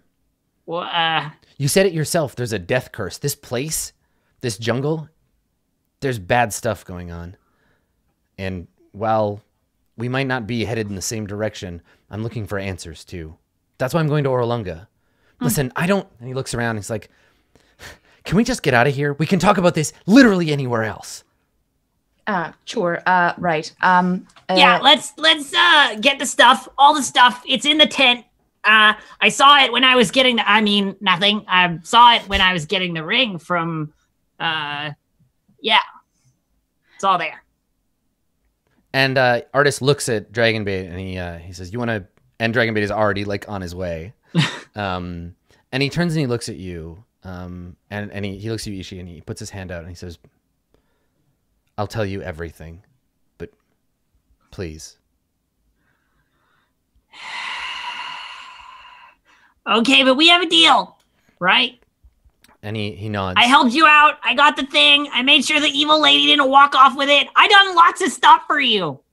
He nods and he says, listen, if you hadn't come along, me and Dragonbait would have had to do much worse things to get out of that cage.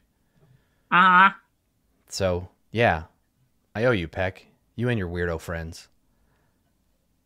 Why you keep calling me Peck? My name is Ishi. I told you that before. He looks at you and he's like, I don't know, because you're just a little Peck. Look at you.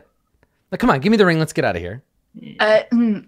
After the conversation, then the ring that was agreed upon. I'm gonna. Please do give him the ring. I don't think he's overstating how He's gonna come with us anyway, so.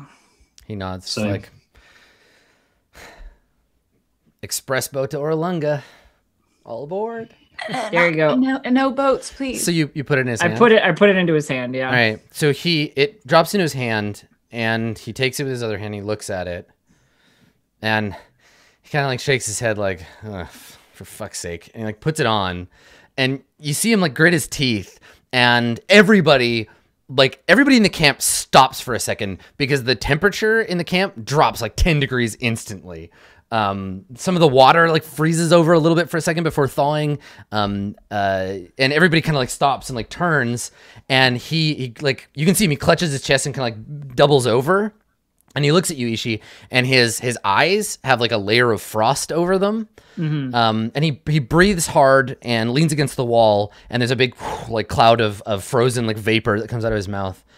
And he like lifts up, and his eyes like thaw, right? And like tears of ice kind of like drift down his cheeks, and he shakes his head, and he looks at the ring, and he says, thanks, Beck. Let's go. Yeah, I'm And pretty he glad I turns didn't and put that on he now. staggers a little bit. And I think Little Fox, you're the closest one to him, as he turns and he staggers a little. Like, you can see him, he's weak, right? So he stumbles a little. And normally this would be where Dragonbait would be like, okay, buddy, and like pick him up. Do you just let him fall, or do you like help him?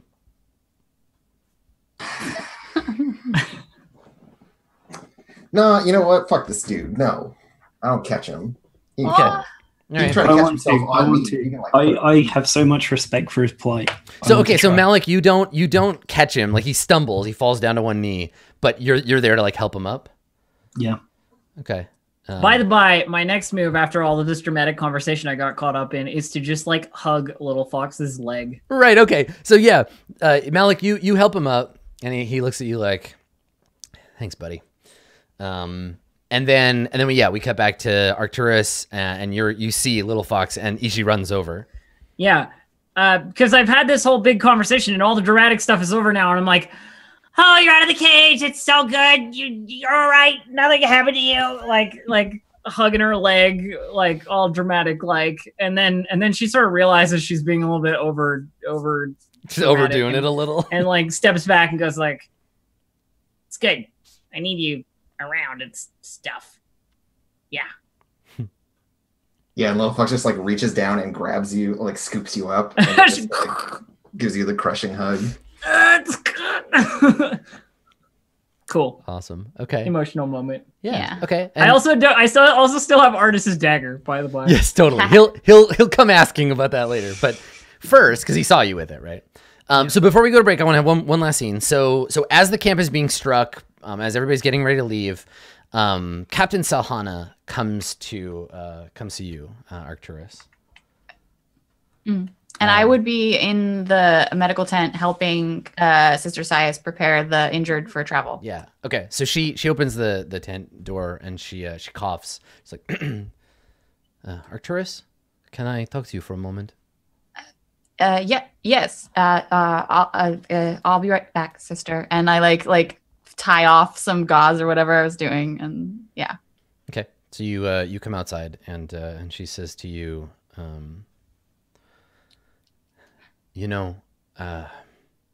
when you arrived in the camp, I knew there was going to be trouble. You and your friends. I apologize No. for. Let me finish, please.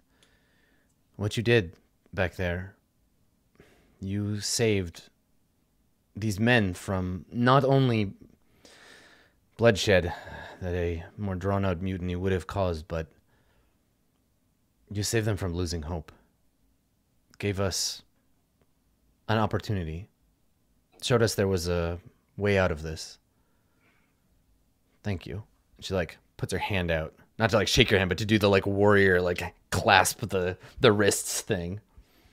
I think that Arcturus probably has some kind of like fin on his arm, and so that's not really like Awkwardly like. Yeah, like. So she laughs and she says, "You and your friends are very strange, but I thank the gods that we met you. I will say a prayer to Helm and Torm and Tyr and any other of the good gods who are listening, that your travel through the jungle keeps you safe." There is an ebb and a flow to all things. Commander now? She shakes her head and she says, "We'll see when we get back to port." Right. I hope that this tide carries you safely back to Nyanzaru, and I would probably like, do the whole like, yo, is it cool if I, Finn? Cool. So so as everybody in the camp in the background is kind of like getting ready, she salutes you, and she says, "Good luck out there." And I think we fade to break. Cool. All right, let's take a break, and we will we'll come back, and we can probably fade in on like campfire with artist Simber. So stick around, everybody. We will be right back.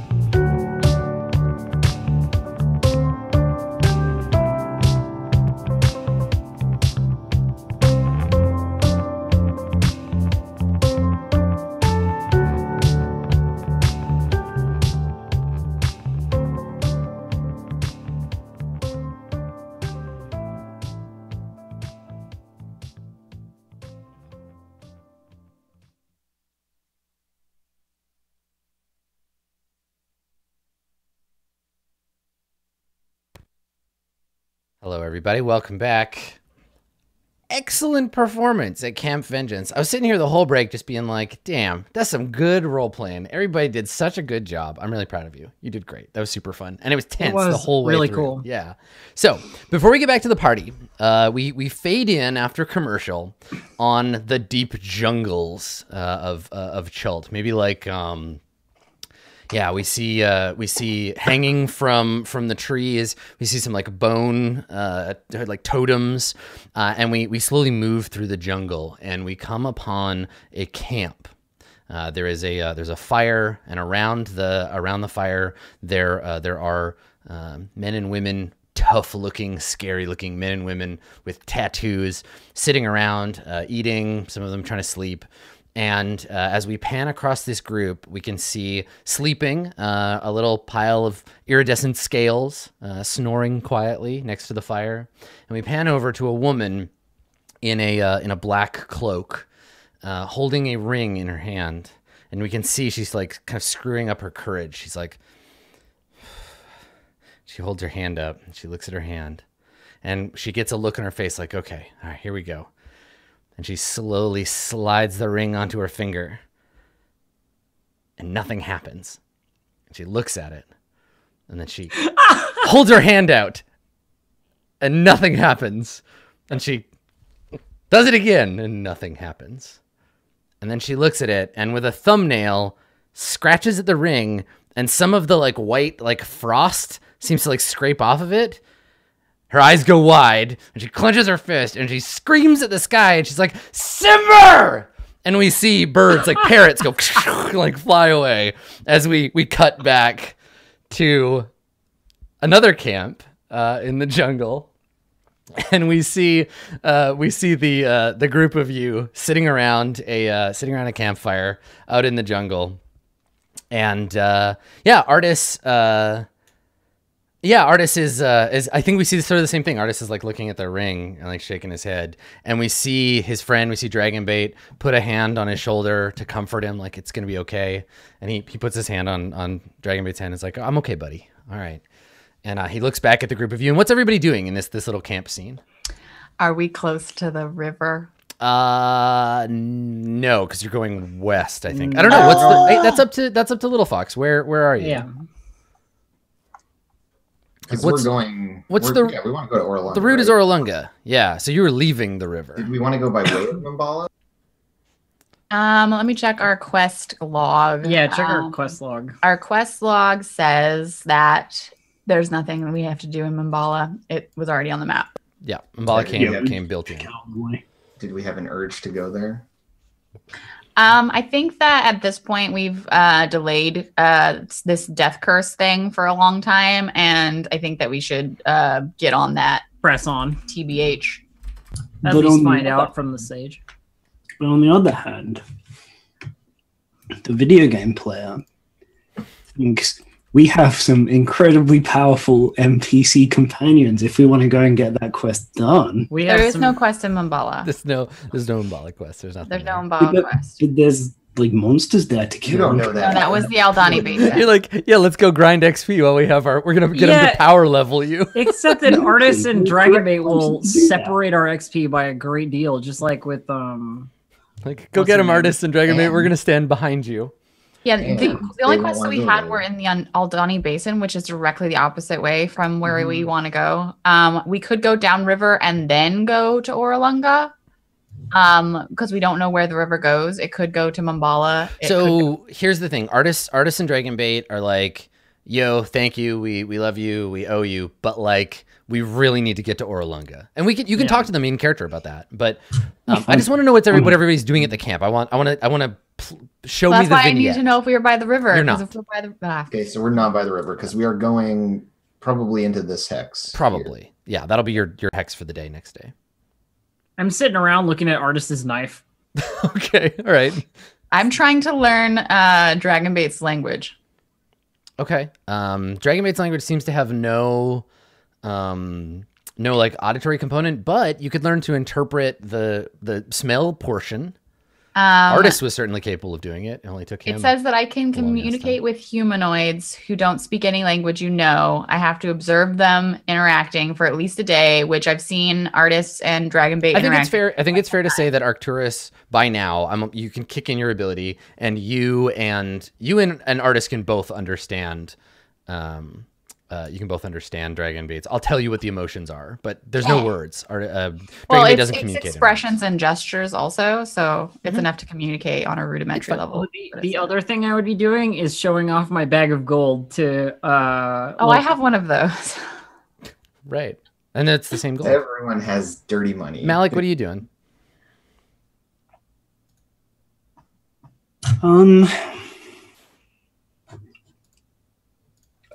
I think just not being super full on, but talking to artists about everything, because I think So you'll want to approach artists for story time.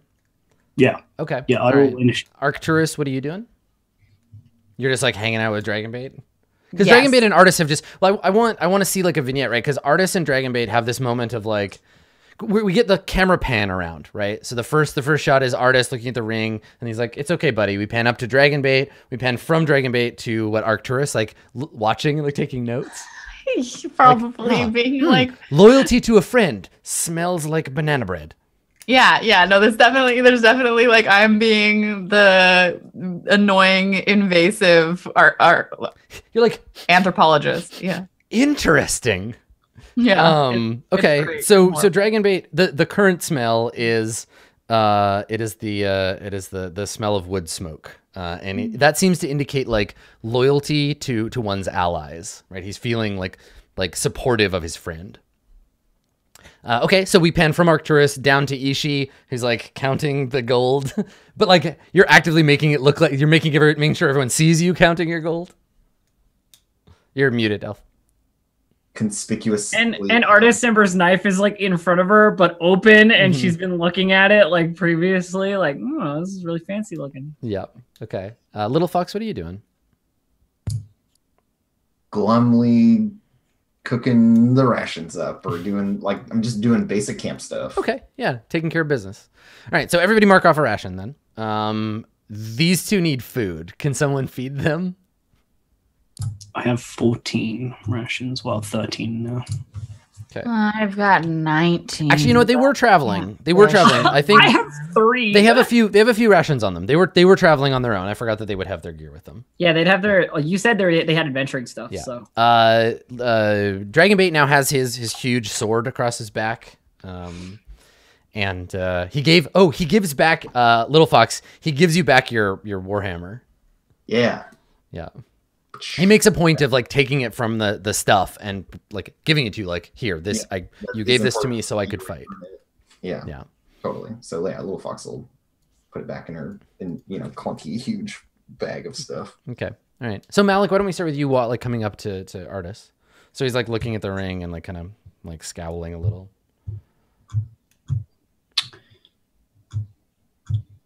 Well, now that we're out of that situation, I don't want to press you too much, but I suppose I have to admit, being interested in history by trade, I have a feeling that you've either had a hand in a lot of it or are about to make some more of it. And he laughs and he says, buddy, any history I've ever been a part of was by accident. Artis Simber's a nobody. At least, I've been trying to be. I quit the Harpers for a reason. And he looks over at Ishi and he's like, sorry, Peck. I mean, I still know some Harpers. I'm just not, traded in my membership card. Wait, so can you still get the stuff, or He's like, no, it's fine. And he looks at his knife and he looks at you like, we're going to have a conversation after this. And and he looks at you, and everybody can hear this. You can all participate in this conversation. And he looks at you, Malik, and he says, no, I never wanted to be a part of anything big. I just, wanted to get by. You said you made a promise. He nods. I did. To my wife. Long time ago. About the ring? Not directly. Just... What do you know about Mesro? What do I know about Mesro? I don't know if anybody's made it. It's on the map. You know where it is. It's right over here. Oh, it's a place. It's a place. Yeah. I think I looked up Port Castigliar. Yeah, I mean, if somebody wants to make like a history with advantage check, because you're all kind of like Mesro. It's in green. You can right click it. It'll tell you things. I'd be interested in I rolling only that. know about Merzbow. I don't know. Nice, cool. Artist is like, what do you know about Merzbow? And he's just like, wow. It's a good one. It's a good goof. Nice job. Shall we see what we know? Yeah. I mean, I don't know what your bonus is. You already have advantage, and who I has- don't have any bonus to intelligence checks, so Yeah, I think you're Malik. You're the one with the highest history. there's no point in me like helping because you have advantage already. Let me see where it is in the list of stuff here. I know 20 and 21's worth. Damn. Okay. So, Mesro. It's a ruin, first of all. This is a like Kingsfoil Athelas situation, right? Where he's like, what do you know about Mesro? And you're like, Mesro, it's a ruin. It was destroyed. It was destroyed by the spell plague. It's nothing. It's been looted and destroyed, and there's nothing there. Everyone died. Nothing in the last hundreds of years. Presumably there was something before that. He nods and he says,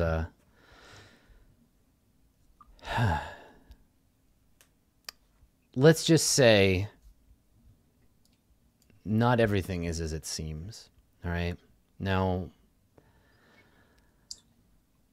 it's not to protect me, but there are people for whom the truth about what happened in Mesro needs to stay quiet. And you don't need to know that part, except that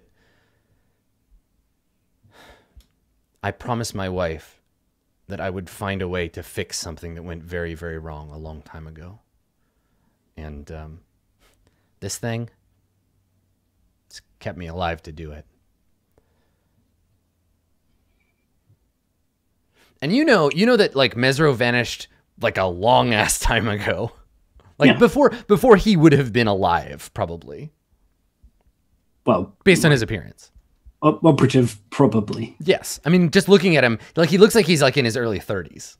But you told us that we know that the ring supposedly grants The immortality. two of you do, yes, supposedly. So that doesn't like seem to. All right, then I suppose a less heavy question. I'm going to guess a number, and you can tell me if you've lived more than that many years. He chuckles. He's like, all right, shoot. All right. God, what year are we in? What's the spell plague? What's my Everybody reference? get out your lore books. Probably like 800 years. My money's on 800 years. We're going to start like an over-under pool on this. So the spell plague, aka the blue breath of change, struck in the year 1385, the year of blue fire, 1385 DR. Modern year. Forgotten Also, Andrew, Realms. if you're saying 800 years, I'm saying 801 years. Yeah, you would be that. 5th edition Forgotten Saying the Realms. price is right. No one can bet 1 year. 5th edition Forgotten Realms takes place in the year 1486, Dale Reckoning. So, the So spell it's plague, like 100 the spell plague was 100 years ago. All right, 200 years. And he laughs and he's like, "You're only over by a little. You know, I'm not. You lose track of these things. I couldn't tell you the exact date, but ever since I found the ring in the jungle, put a hard stop on me getting any older. And so I've been wandering, seeking, searching, questing. Yeah, for help." You know what's funny here? Is that this is Forgotten Realms, and they're elves who live like at least that long. My character is 146 years old. Totally, it's not a big deal, but for a human, For a human, it's a huge deal. It's a Yeah, huge like deal. little fox just like turns and looks back. Like She's casting some side eye on this dude. Like, and goes back to whatever she's doing. I'm all settled. It's not a big deal. Well, and so he says, he says, I made a promise to my wife, to Alessandra, that I would undo what was done, and the ring makes it so I can fulfill that promise. I've been looking for answers. I spent, I should have listened. Valo told me it was going to go badly, that the Order wasn't going to be able to help. I should have listened to that guy. But here we are. And thanks to you, I can continue with my very noble, heartbreaking quest. Well, one reason for adventuring is as good as another. Heartbreaking. I suppose that's not quite true. But you said you're a nobody. He nods. I don't think just anybody would take the curse of that ring and bear it for as long as you have, not letting it fall into the wrong hands. He laughs and he says, no, saying no, there's no heroism in that. I mean, all I got to do is just, make sure to stay on the straight and narrow. Besides, I got help. And he gestures to Dragonbait, who's like sharpening his sword, and he looks up like, what? Ah, never mind. So the creepy voice knows your name too, huh? And he says, Peck, I'm proud of you. Lesser individuals would have just put this thing on right away. You did good. You put it on and you bad stuff happened. I don't want that. He nods. He's like, that's a pretty good summation of the whole ring situation. You put it on and bad stuff happens. And he says, so yeah, as you can see, Artis Cimber, trouble follows. But this is the thing, Malik. I mean, I know you think I'm some kind of big deal, but can you name the last 3 people who wielded Black Razor? I mean, gods know I can't, but we remember the sword. I can remember one. She wasn't exactly built to use it. It was a bit of a shame. He's like, listen, it's not important. She thought it would be a long sword, and so she built her character a certain way. I've been able to evade capture so far because something about the ring makes it so that, no one can find me. But there are mundane means. People like, listen, that woman, she was one of 2 things. A member of the Zentarum or a red wizard. And usually the red wizards don't wear black. So if she's here, that means she's on the behest of somebody else, somebody more important. And I've been avoiding people like her as long as I've had the ring. If it's in my hands, at least I know that there isn't some necromancer trying to use it to, I don't know, usher in a new kingdom of Netheril. At least while I've got it, I'm the only one who has to suffer. Well, I guess I'm it's not. not a place to tell you about people. You've been around them a lot longer than I have, but I feel like there are way more who would get rid of such a troublesome thing for way less personal reward. Shakes his head. That's the worst thing about me. I see a noble cause and I can't say no. I mean, besides, if I just chuck this thing in a river, who knows who's going to find it? Probably a fish. He looks at you and he says, it breaks my heart thinking about it. Some poor halfling digging it up out of the bottom of the river, cursed forever. Now, I'm going to bear this burden. It's on me. Quick question. History lesson. I'm not super familiar with the surface dwelling organizations. Who are the Zentarum? Imagine the worst sort of people. Just the most obnoxious, awful, cheat at cards, sleep with your wife, just terrible, terrible people. Previous characters is feeling called out right now. Yeah. And then imagine they had a club for jerk-offs. That's pretty much them. And they're the jerk-off club. Sleeping with people's wives is bad in this case. Well, I mean, it's not always bad. I think you can justify it morally sometime. And then Dragonbait throws like a roll at him and it bounces off his head. And he's like, look, I didn't know she was married, okay? He picks the roll up and like brushes it off and takes a bite. Right. They call themselves the Black Network. dress in cloaks, scary skull masks, usually worship the bad kind of gods. I still have so much to learn. I think I spent a long time with the Arakokra, so I'll use this as an opportunity. And like, he starts writing down like various stuff about, you know, human cultures. Mm-hmm. Don't cheat at cards. Don't sleep with people's wives. Don't join the Zentarum. Yeah. And, so am I allowed to ask what you are going to ask the Oracle when we get there? He says, well, I mean, I'm gonna ask where to go next.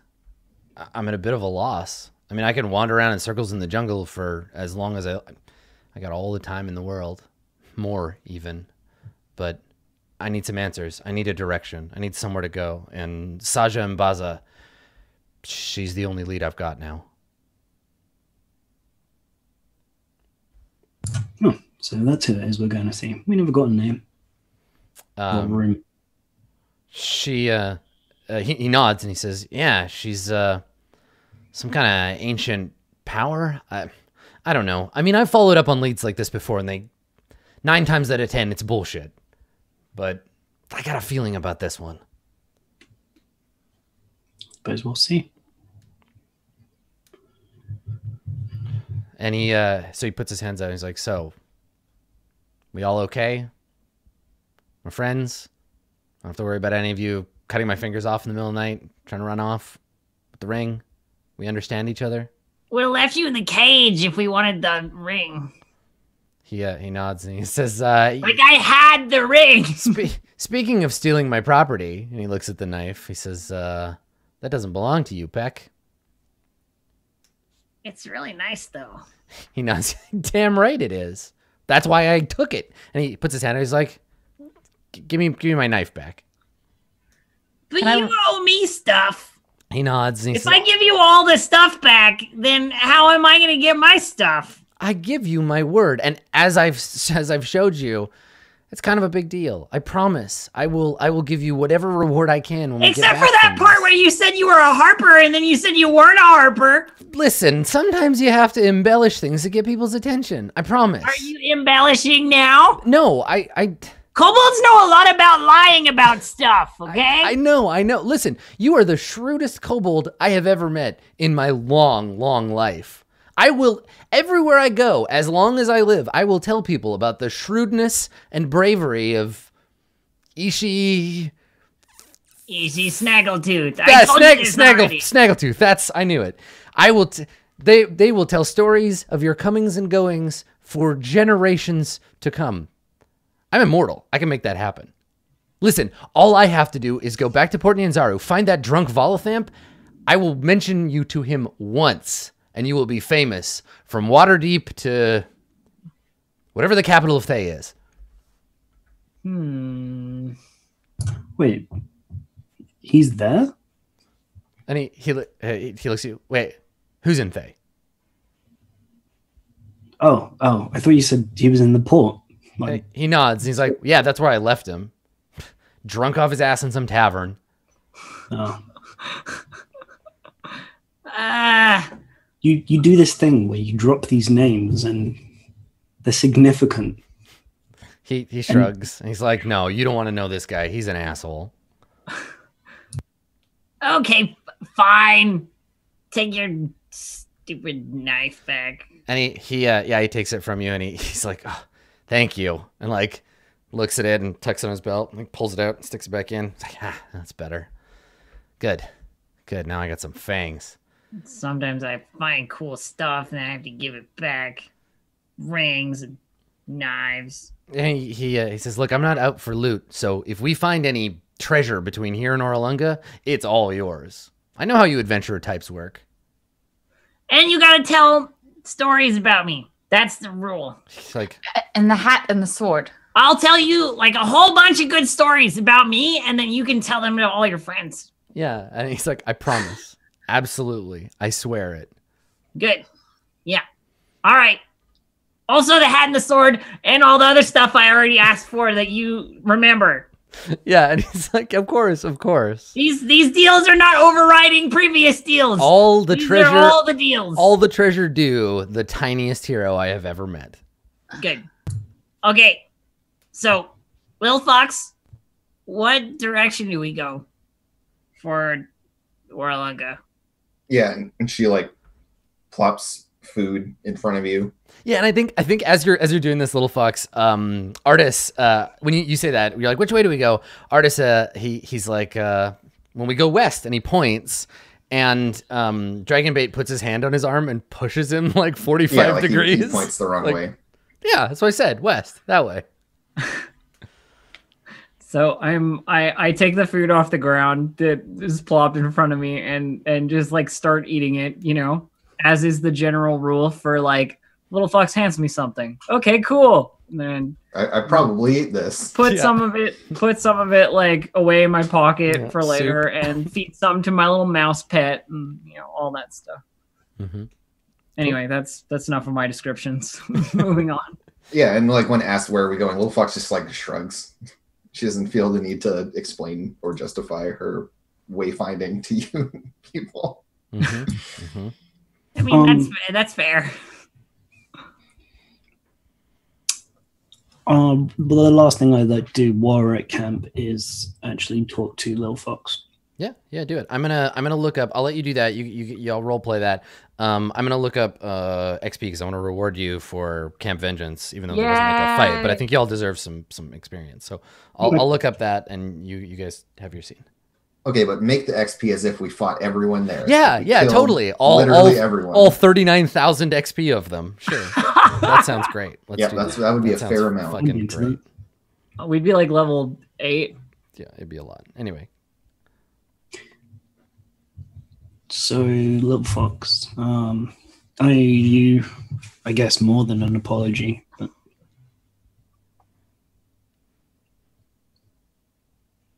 Yeah, and she's just like eating her soup. She's not even acknowledging you. You're being like, I screwed up. She's just like, eat the soup.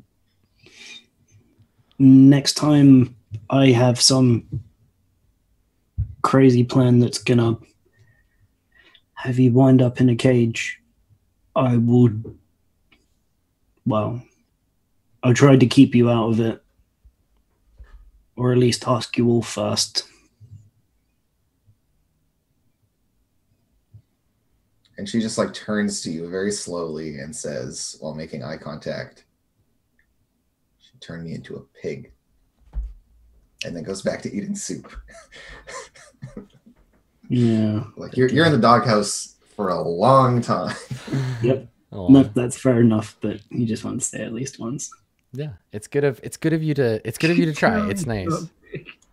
I feel like Ishi, you're chaotic good, right?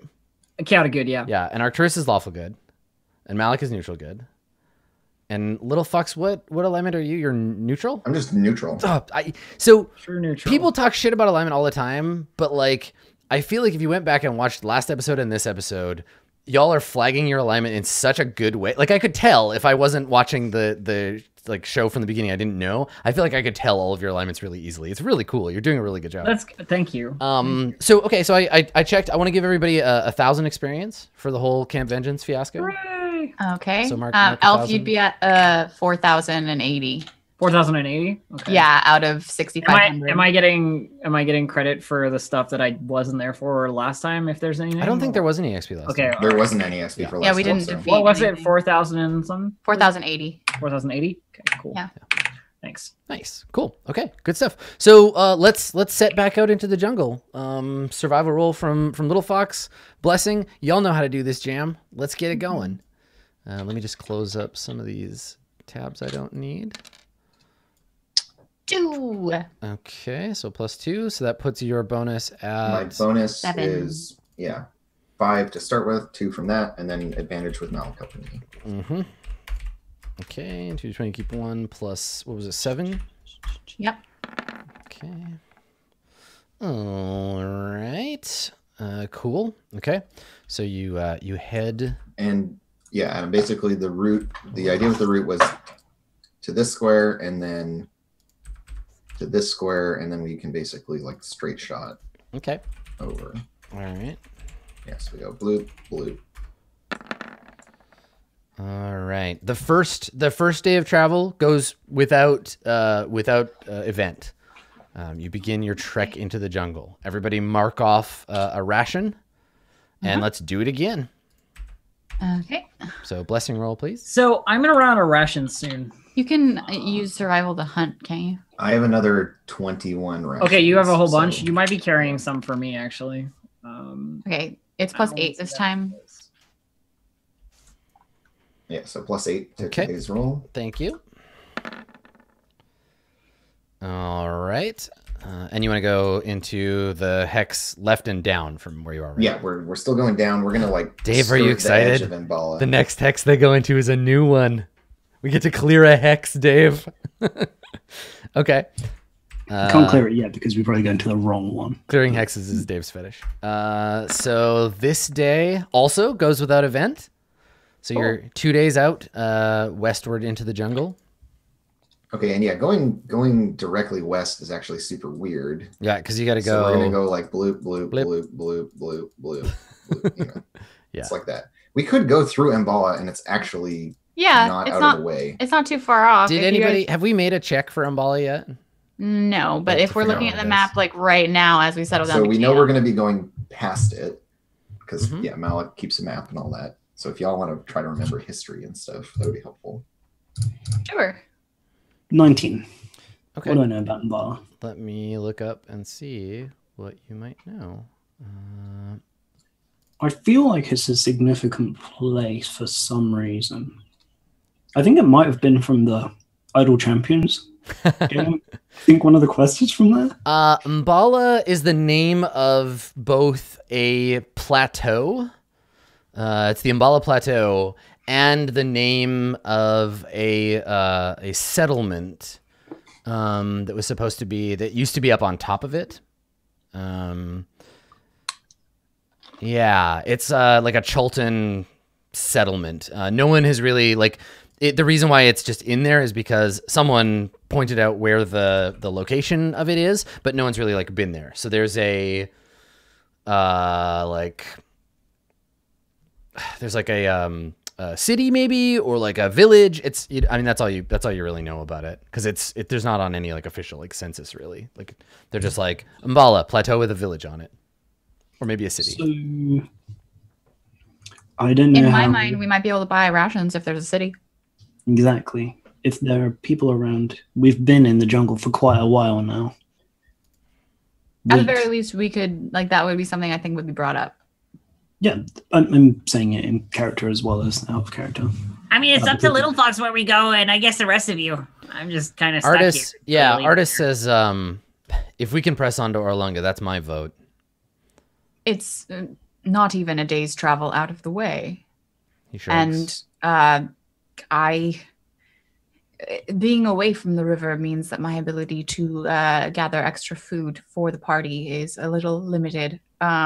If there is a city where we could perhaps stock up, less likely that we run out and have to rely on whatever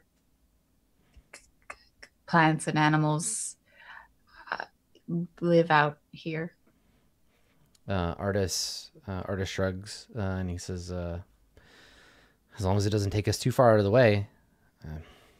I mean, it's supposed to be a village. They're usually decently friendly. Maybe they'll have something we can buy. It should be fine. We won't take long. We won't. Well, hopefully, won't spend as long there as the camp. Ooh, I hope they have stuff to buy. I got all that gold now. So I guess like the idea is yes, we'll go down into that hex. Okay, so you're gonna go.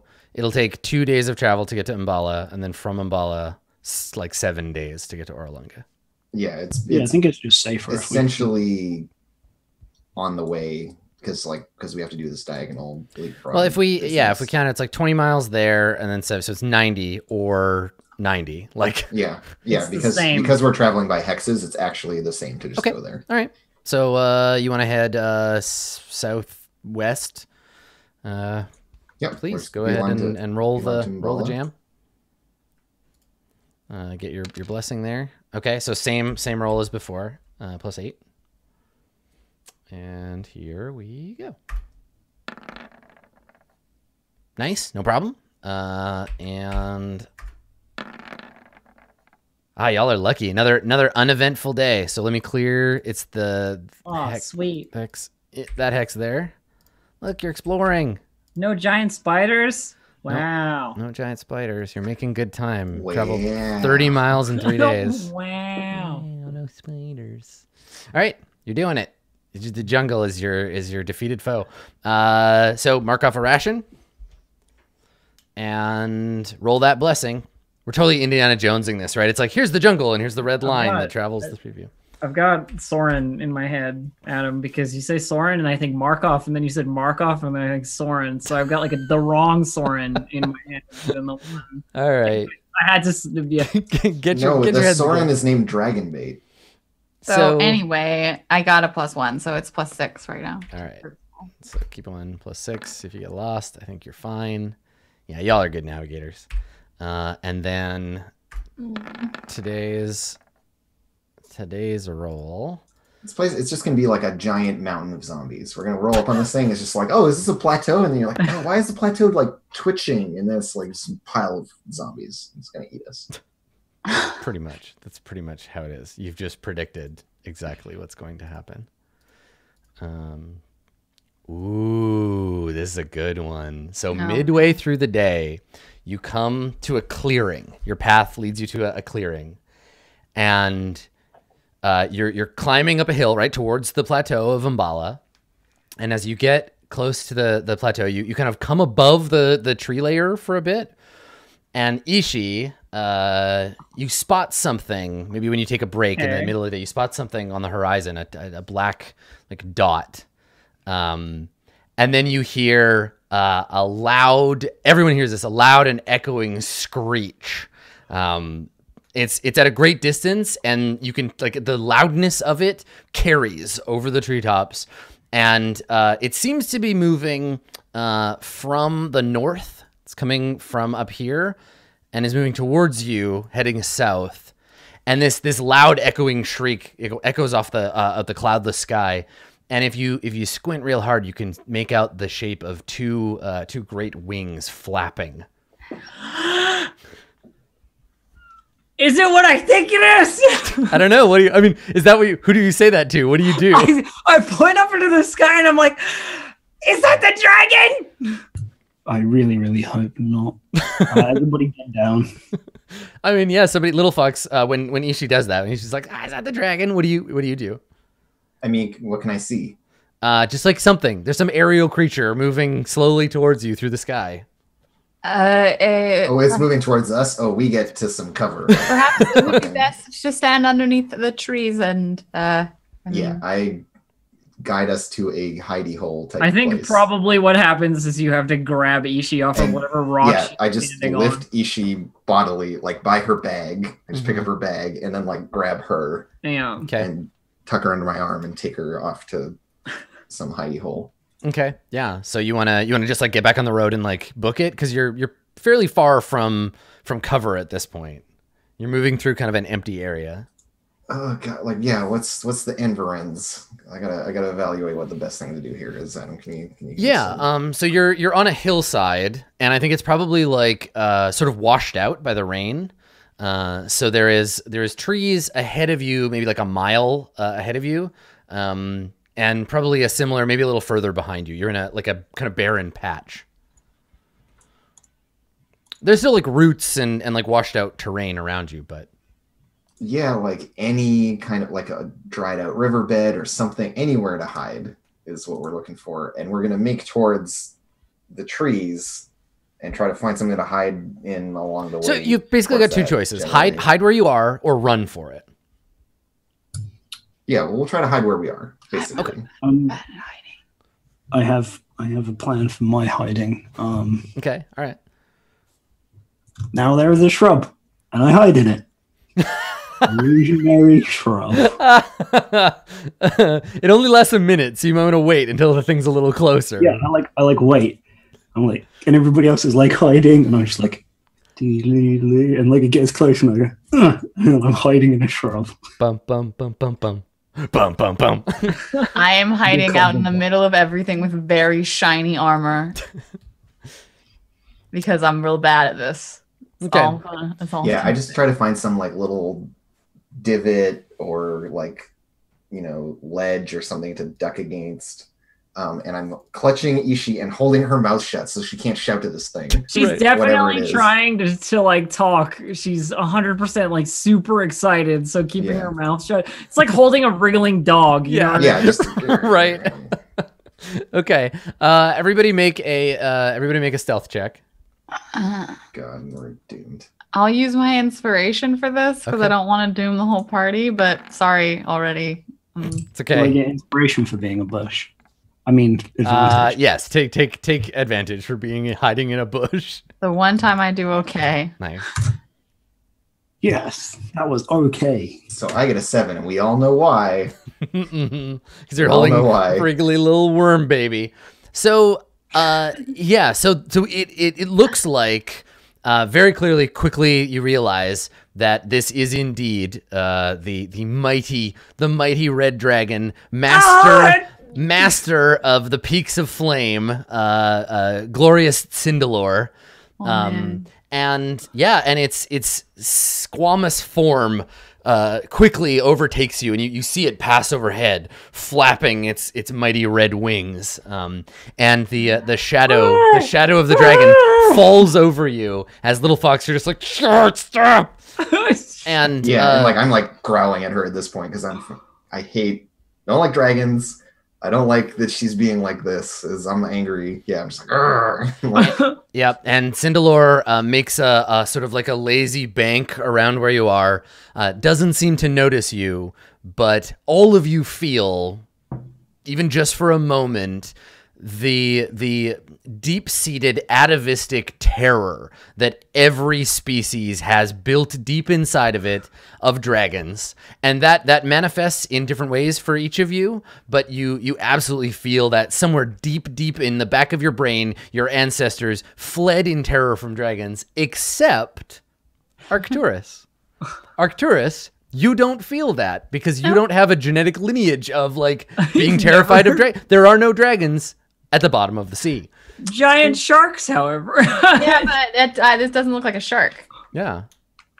So I'm just hiding because I've heard tell of this being a bad sitch. Mhm. All And right, Little we Fox have those was two very scared. idiots with us. How do those two idiots do? They hide. They manage to hide. Artist is very good at hiding. Yes, that's probably his big #1 skill. Mm-hmm. Mm-hmm. And so it like flies by, and and Ishi, you think just for a moment that you can feel the like heat of its breath as it passes over you. Yeah, Ishi's terror manifests in more of a like It's like falling to reverent. her knees, reverence. Yeah, I've seen God. yeah, kind of. Yeah. So as it gets out of range, Artist stands up and like brushes like mud off himself, and he's like, that was a close call. What did dragon bait smell like when the dragon passed? What does Marcellus Wallace smell like? Let me check. Let me check the old smellometer here. Does he smell like a fish? Why are you trying to catch him like one? Dave, I love you. Thank you for that.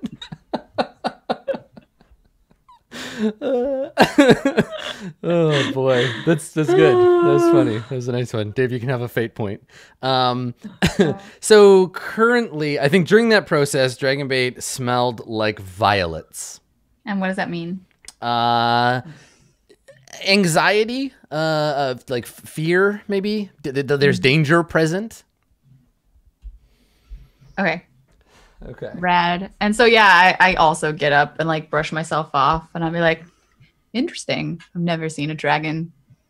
I was gonna say that close before, but I've just never seen a dragon. Have you let go of me yet, Little Fox? Yeah, I think like Little Fox like gets up and she like kind of like chucks you to the ground and just like growls at you. Like she like physically like leans in over you and like growls. Ow! And then starts like walking sullenly in the same direction. Look, I'm sorry, okay? I didn't It's not personal. It's a big dragon. Yeah. And like, no, seeing that Ishi's like excited and was like trying, I'd probably go over and like engage you about dragons. We have a short conversation about why dragons are awesome. Short, So- please. So even with that ridiculous sword and your magic ring, you two still no match for a dragon, just in case it comes back. And our artist is like, that thing, it wasn't even that big. And he looks over at Dragonbait and he's like, it wasn't. It wasn't. No, the other one was bigger. The blue one? Yes, it was. Yes, it was. Oh, come on. And Dragonbait isn't even saying or doing anything, just looking at him and blinking. And he's like, whatever. You just remember it wrong. And he looks back at you and he's like, listen, here's the deal with dragons. There's no dealing with dragons. We just let them. This was the correct procedure. We let them fly away to go and sun themselves in whatever volcano they live in. I've heard actually that dragons are quite knowledgeable for their lore and treasure hoards. And he laughs and he says, "Cool. Well, the next time I see the King of Cormyr, I'll tell him that." So Where? And this is like just goes way over Arcturus's head because he's from under the ocean. So how would I possibly have knowledge of the fact that I have a feat that, like, part of my background makes me better at speaking to dragons? Because there is no way. It's like a Highlander not knowing they're a Highlander. Yeah. Like, I think you'll find that out when you get there. Maybe for you, Malik, maybe there was a moment. Like, have you ever seen a dragon in real life before? Not in real life, only Yeah. in some stuff. So maybe some part of you has just like awakened a little. Like maybe there's something that you're like, oh, I feel strange, but also good. Like there's something. that was cool. Yeah, there's something inside you that you're like, oh, I could talk to that. yeah. You're like, wait. I could be slightly better than most people. I cannot wait until later when there's Little Fox and Arcturus being like, no, this is a bad idea, and Malik and Ishi be like, come on, we gotta go talk to the dragon. No, it's cool. We're gonna talk to the dragons. It'll be fine. Just, I mean, but is it a bad idea? Remember the three brothers? Remember the three brothers I mentioned? They're all vastly wealthy now. Yeah. From a linguistic anthropologist point of view, talking to a new creature, like I'm all about new shit. I would be like, oh yeah, dragons, sure. Okay, well, Little Fox would be super against it because she knows the dragons don't mess around. That's right. Yeah. Maybe the dragons have a lost culture that I can discover. Yeah. I mean, they are ancient and powerful. There you go. I'm into it. Okay, well let's get one more roll. We'll close out because you'll get to Mbala if you go. So let's see if there's Mbala or if there's another random. Another 6. Everybody mark off a thing, a treasure or a ration. They're like treasure. I am now out of rations. Well, we have more. So somebody needs to take care of. I think that a little fox has more than I do. So. Okay. I have 19 left. Nice. All right. So let me read you. We'll read you the box text for Umbala, and then we'll take our last break for today. Move you into the hex, and let me grab my box text and let me get my dungeon master on. So, I keep losing Umbala because it's spelled MB, and I keep scrolling past it. Give me a second. Here we go. All right. It's just a short one. An 1,800-foot high plateau with sheer cliffs rises above heaps of boulders as large as ships. A narrow path is cut into the cliff face and seems to climb all the way to the top.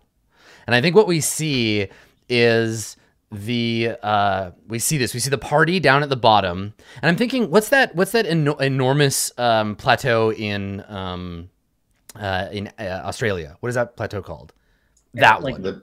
The big red. The big zone. rock, Ayers Rock. Ayers Rock, yeah, I think that's Yeah. probably what I'm thinking of. But with jungle all around the base of it. So primordial Ayers Rock. So we see the party and you emerge from the jungle and we just get this long helicopter pan out of the massive plateau of Umbala before you. And I think the last thing we hear before we go to break is Artis, he turns to Dragonbait and he's just like, I've seen bigger. And then we fade to break. Why? So stick around. We will be right back to conclude episode number 13 of Roll20 Presents Tomb of Annihilation. Don't go anywhere.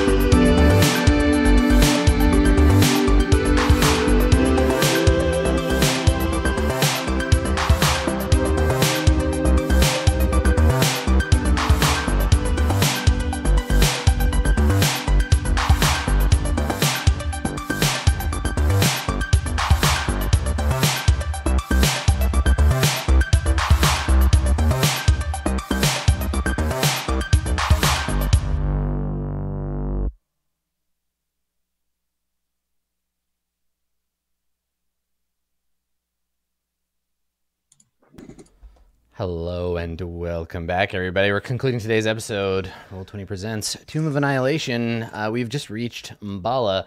Before we get started, chat helped me figure a thing out. So the correct name of Iris Rock, the Aboriginal name is Uluru. That was the word I was looking for. Uluru, Iris Rock. Also, in chat, somebody mentioned Mount Roraima. Roraima. So if you want to look that up, it's an awesome example of the kind of thing I'm imagining for this enormous plateau. It's like a huge cliff face with jungly stuff all over it. So there you go. For visual aid, there's a place you can go. So you are at the base of this enormous plateau upon which sits supposedly a settlement of some kind. And so now at the base of the 1,800 foot high plateau, what do you want to do? There's a path that goes zip, zip, zip, all the way up eventually to the top. Or I guess you could scale it, but that's a lot of work. What do you want to do?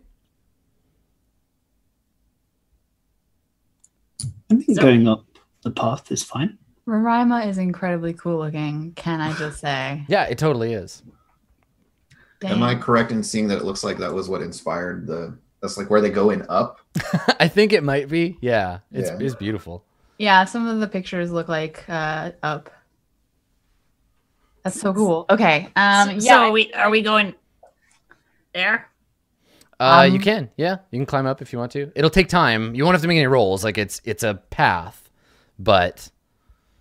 Yeah, I was gonna say, is there anything to indicate that people are not wanted up that path? Like, I don't know, skulls or. I don't think so. Not that you can see at the base. Okay, then sure, the path. Okay. So Artis looks up at it and he's like, "Phew, all right, good thing I'm not scared of heights." I'm not. And they you start to ascend. Now it's going to take all day. So you emerge up out of the trees. You begin winding across the cliff face for several miles. The path is about 5 feet wide. Occasionally you have to stop to move, boulders or cut away at some roots that are left over from dead plants that have grown out here. But the whole thing takes hours. It's going to take all afternoon to get up here. But as you climb higher and higher above the tree line, I need everybody to make a perception check. All right. Let's get a perception check on here. Wow. I get a 12 and a 12. 12. Okay. So, Ishi, your perception roll is high enough that you actually spot something in addition. But everyone sees something that I would like to... I think I have a handout that maybe I can show you. Let me take a look. Let's see here. Player handout. Here it is. Okay, so everybody in the audience can see this already. Players, have a look at the Heart of Uptau. So you should all be able to see that now. Wait, Uptau. I know that guy. So you don't know the name of it, but you see it. I will describe it. I know that guy. So if you look at your map, you can see hanging in the air over the jungle, some distance, hanging over the canopy of the jungle, floating as if by magic. You can see it. It's down here. It's this little X down there across the Aldani Basin. And I think you can actually see the basin. There's like an area where the trees kind of like come around. You can't see into the basin because there's mist coming up from it. But across there and then all the way down there, you can see this huge heart-shaped block of stone with like a tree kind of grown out of it, a long dead tree grown out of it, just hanging, turning very, very slowly above the jungle. This is like way in the distance. It is from you 110 miles. You can see 110 miles from the top of this thing? As you get up to the top, yep. Dang. Yeah. So it is called the Heart of Uptau. Cool. And you can see it. And then Ishi, you get an additional bonus. My Ishi. Is it a dragon? Yeah, you see the dragon. No, you don't see a dragon. Ishi, for you, I don't have a handout for this one, but straight to the south, and probably you look because you're like, hey, there's a dragon in that direction. About 150 miles that way, just barely. You can make out a what looks like, and it maybe boggles you a little. You make out what looks like a shipwreck, but on top of the jungle. So there is a boat, and it's broken in half, and it looks like it crashed on top of the trees. So it's like tipped over on its side, and it's broken, and there's like tangle and trash around it. And there might be more. You can see the area of the trees are kind of like messed up too. But yeah, you can see a boat that is like look like it crashed in the jungle. You like just barely make it out from here. All right. Let me add to our quest log. I want to go on the Sky Island. I want to go in it. I can see a cave. There's treasure in it. Yeah, I mean, yep. Sorry, how do you spell Ubtao? UBTAO. UBTAO. Yeah, Ubtao. Got the O wrong. Yeah. And then shipwreck on land. So there's 2 X's for those. So I added them. Mm-hmm. Hey guys, there's a boat over there. A boat? Yeah, right over there. No, don't tell Octurus about it. He'll freak out. Are you talking about? And I look over to like where the bay is, probably. Yeah. Like I see the faint Towards the glimmer of water. I'm like, there's. I don't see anything. No, like on the land over there, and on the trees. You have very good eyes, Ishi, but I cannot see whatever it is you are seeing. Are you talking about that floating rock? It's not a boat. I know that's not a boat. Never mind. Little Fox, you see the boat, right? Over there. And she's like hacking at some root with a hammer. Hacking with a hammer? Yeah, you can cut things with a hammer if you hit them hard enough. You could try, certainly. Mm-hmm. All right, so that's a thing that you spot as you climb the long path up to Umbala. And when you reach the top, finally, all sweaty and exhausted, and the day is sort of starting to fade behind you, I will read you the description of what you see. Mm-hmm. So you, about 100. Not a bunch of zombies. About 100 feet below the lip of the plateau, the path that you're on veers into a cleft in the stone face. So it doesn't go up and then over. It goes up and then into, like, there's a little cleft, and it kind of like goes up into the thing. And there are steps cut into the crevice here. So you're actually walking up these steps. And in the walls, there are carvings of like dinosaurs fighting, flying lizards and erupting volcanoes. They're all carved in like shallow relief into the walls.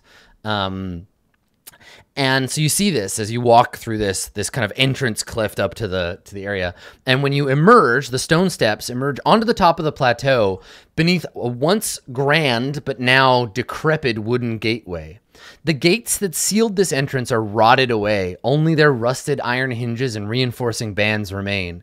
In their place are heaps of human skulls. Picked clean of all flesh, bleached white by the sun, they grin up at you from the roadway and down from atop towering mounds. And this is like where these steps lead to? Yeah, the steps lead up to an ancient gate whose doors have like rotted away, but the iron is still there, and there's just skulls everywhere. I don't think that they would want to trade with us. And Artis is just peering at the piles. He's like, "That's a lot of skulls." Also, Adam, can I ask a question? You may. Some map revealing, please.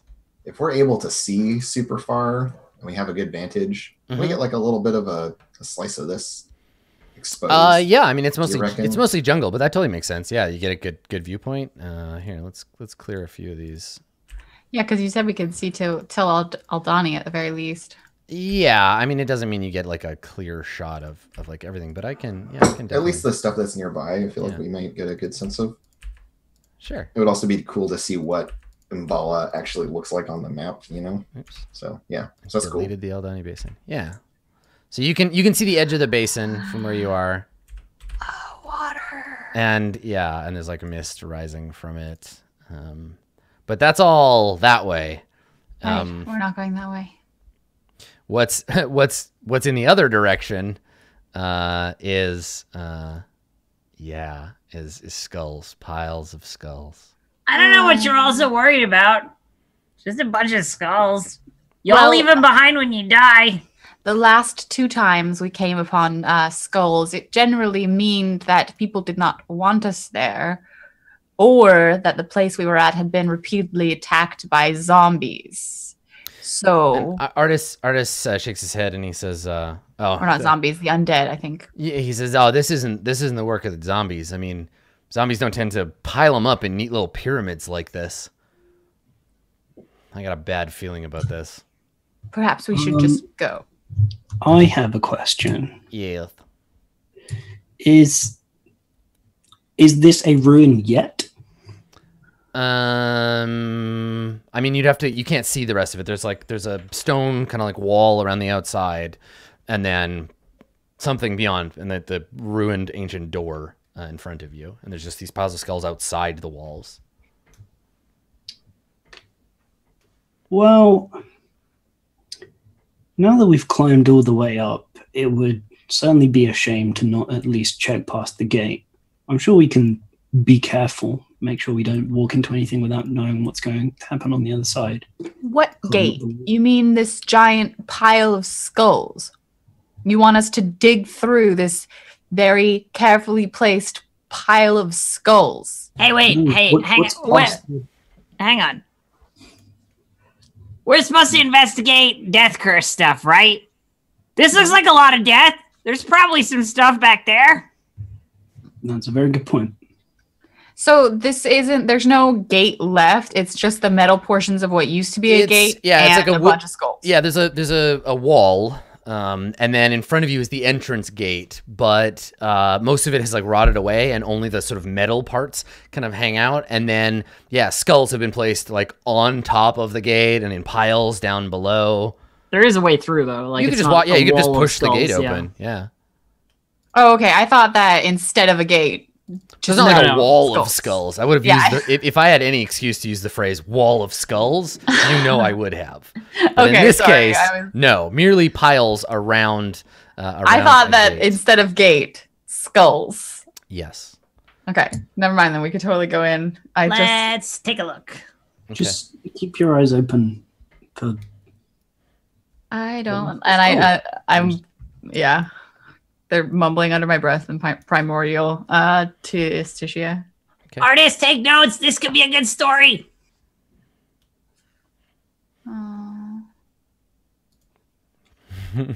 Artist just holding one of the skulls and looking at it, and he turns the skull to you, and he's just like, I ain't got nobody. And he looks at you, he's like, too soon? Sorry. And he puts the skull down, like, just wipes his hand. Arcturus laughs like he's never heard that joke before. I don't get it. He's holding the skull. Yeah. And I kind of quietly under my breath, like do a little hand gesture, and then I make it talk back to him and say, "Hey, I got a bone to pick with you." Yeah. So when you do that, he's like, "Ah, shit," and drops it, and it like tumbles down off the pile. And he's like, "Hey, I'm gonna have a heart attack." All right, creepy skull city. Let's do it.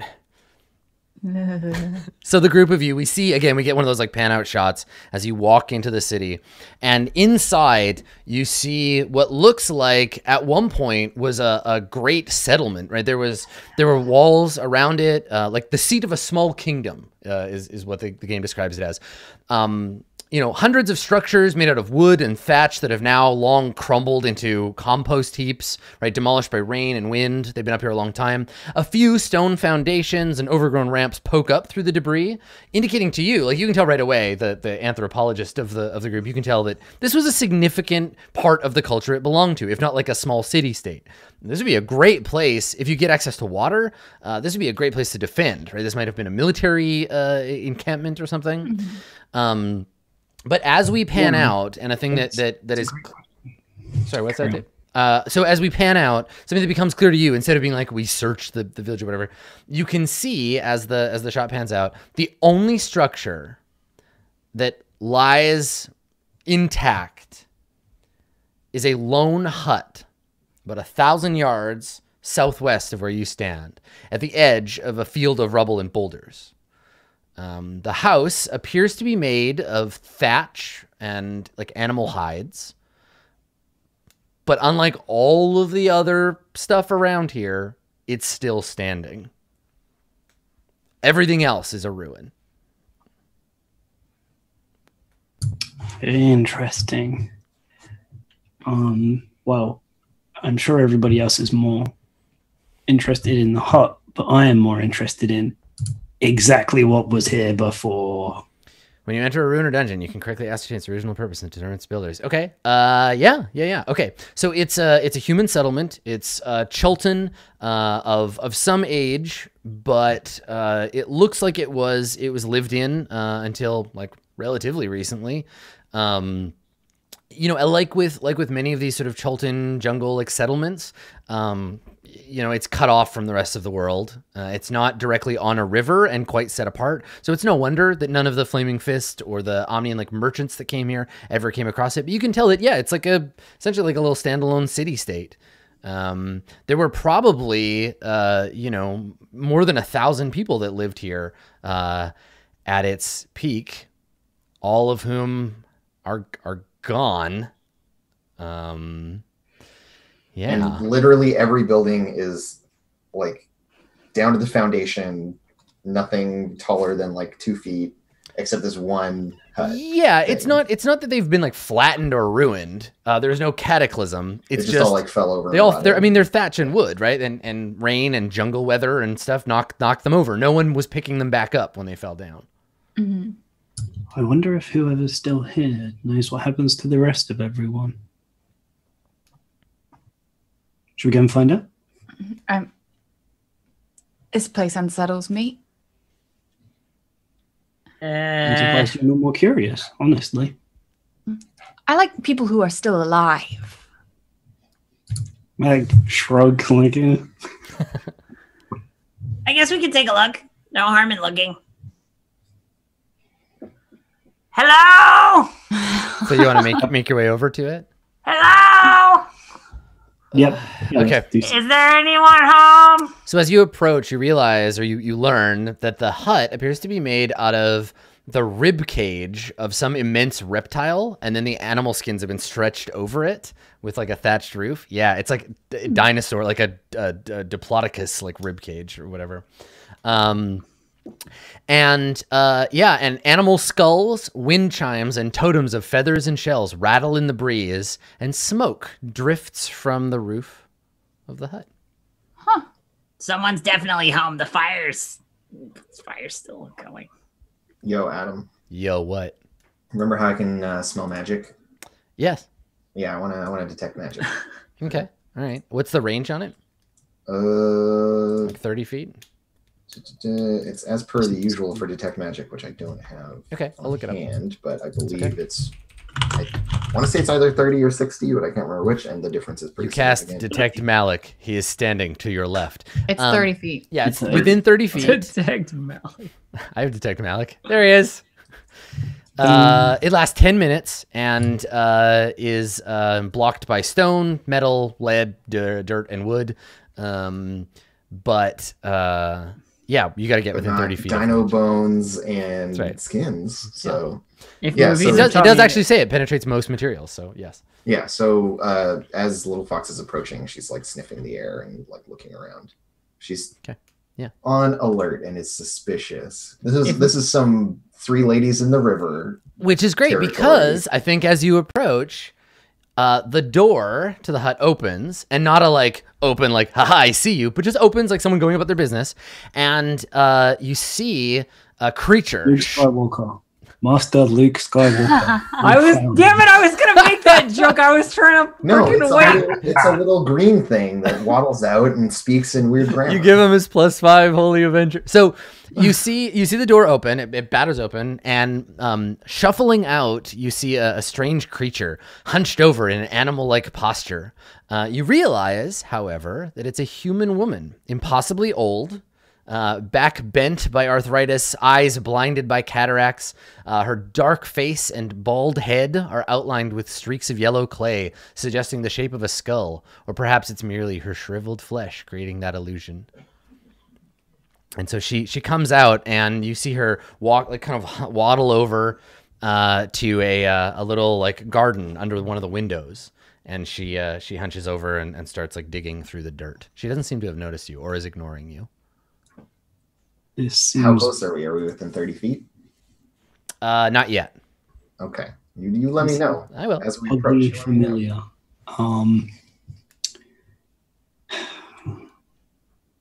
Perhaps she's related to artists. Artist looks at you and is like, come on. Do we all look the same to you? Kinda. You're the oldest human I've ever met, and she appears to be probably your match. Well, why don't you go talk to Grandma? I'm sure she loves Sure. whatever Okay. you are. Oh, Last time they talked to a grandma, I had to shoot it with a crossbow. Keep it down, Stay. Peck. Stop. I'll do it. I'll talk to her. I'm And I woke up. Walk. Okay. Yeah, Little Fox is like up ahead. I load my crossbow. Okay, so as you get closer, because Little Fox, you're gonna go up with Malik. Yeah, I want to get within 30 feet of this lady and smell her. Okay. So you do detect magic. She has an aura of necromantic magic about her. Yeah, I think that's like a. Is this like a bad smell? You know, It's just it's just necromancy. necromancy. Yeah, I mean cure wounds. The spell that's a necromancy that's spell. necromancy too, right? It's an invocation spell. But so what's there's a healing spell that's necromancy. There totally is. I Yeah, mean, vampiric touch.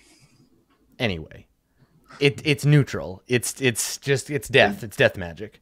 yeah, okay. Magic is not inherently good or evil. It's what you do with the magic. Yeah, and so Little Fox, she understands this.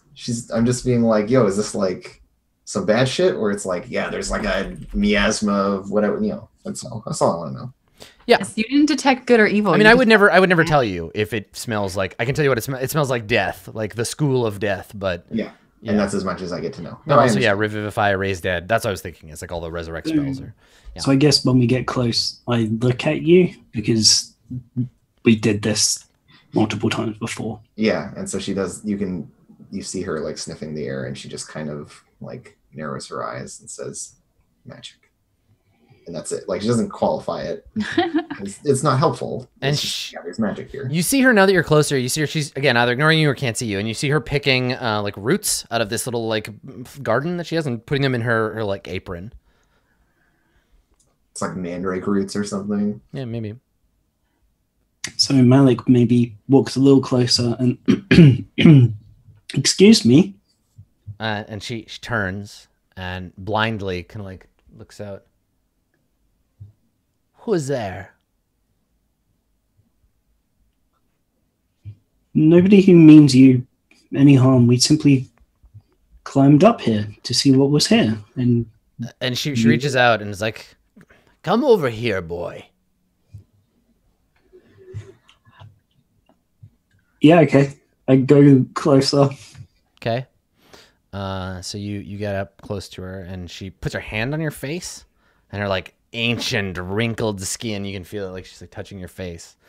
And she chuckles and she's like, "Ooh, handsome boy. What are you and your friends doing here in Umbala?" I turn to Artist Simber standing next to me and I go, Last time this happened, I had to shoot it with a crossbow. I'm ready this And time. he's like, "Last time this happened, what, you let weird old ladies touch your face a lot of times? Oh, God, this is going to go badly. I can just feel it. We're all going to get killed." Quiet. Well, I'm aiming. actually, we weren't entirely sure. We're exploring. She shakes her bald head and says, "Oh, you won't find anything but tragedy here. Everybody gone. Leave old Nani Poo alone. Mbala abandoned." She like shakes her head like, "Oh, it's so sad, so sad." And how is it exactly you're surviving up here? There's nothing around for miles. She says, "Terrible creature, come eat all the villagers, but not old Nanny. Too dry, my bones, I think. Not enough flesh for hungry monsters." What kind of creature? Do you know? Could you... She says, "Only heard them. Loud shrieks, terrible, came from the sky, grabbed up villagers, ate them whole." Does this thinking back on my like analysis of the ruins, are there anything or any clues that might back up this being like attacked by dragon breath at some point, big claws? Make an investigation check. I mean, how far do you think one of those big flying pterodactyl things could go in a day? Because we're only 140 miles from Firefinger. Yeah, you don't know. You didn't see. Like it's hard to tell.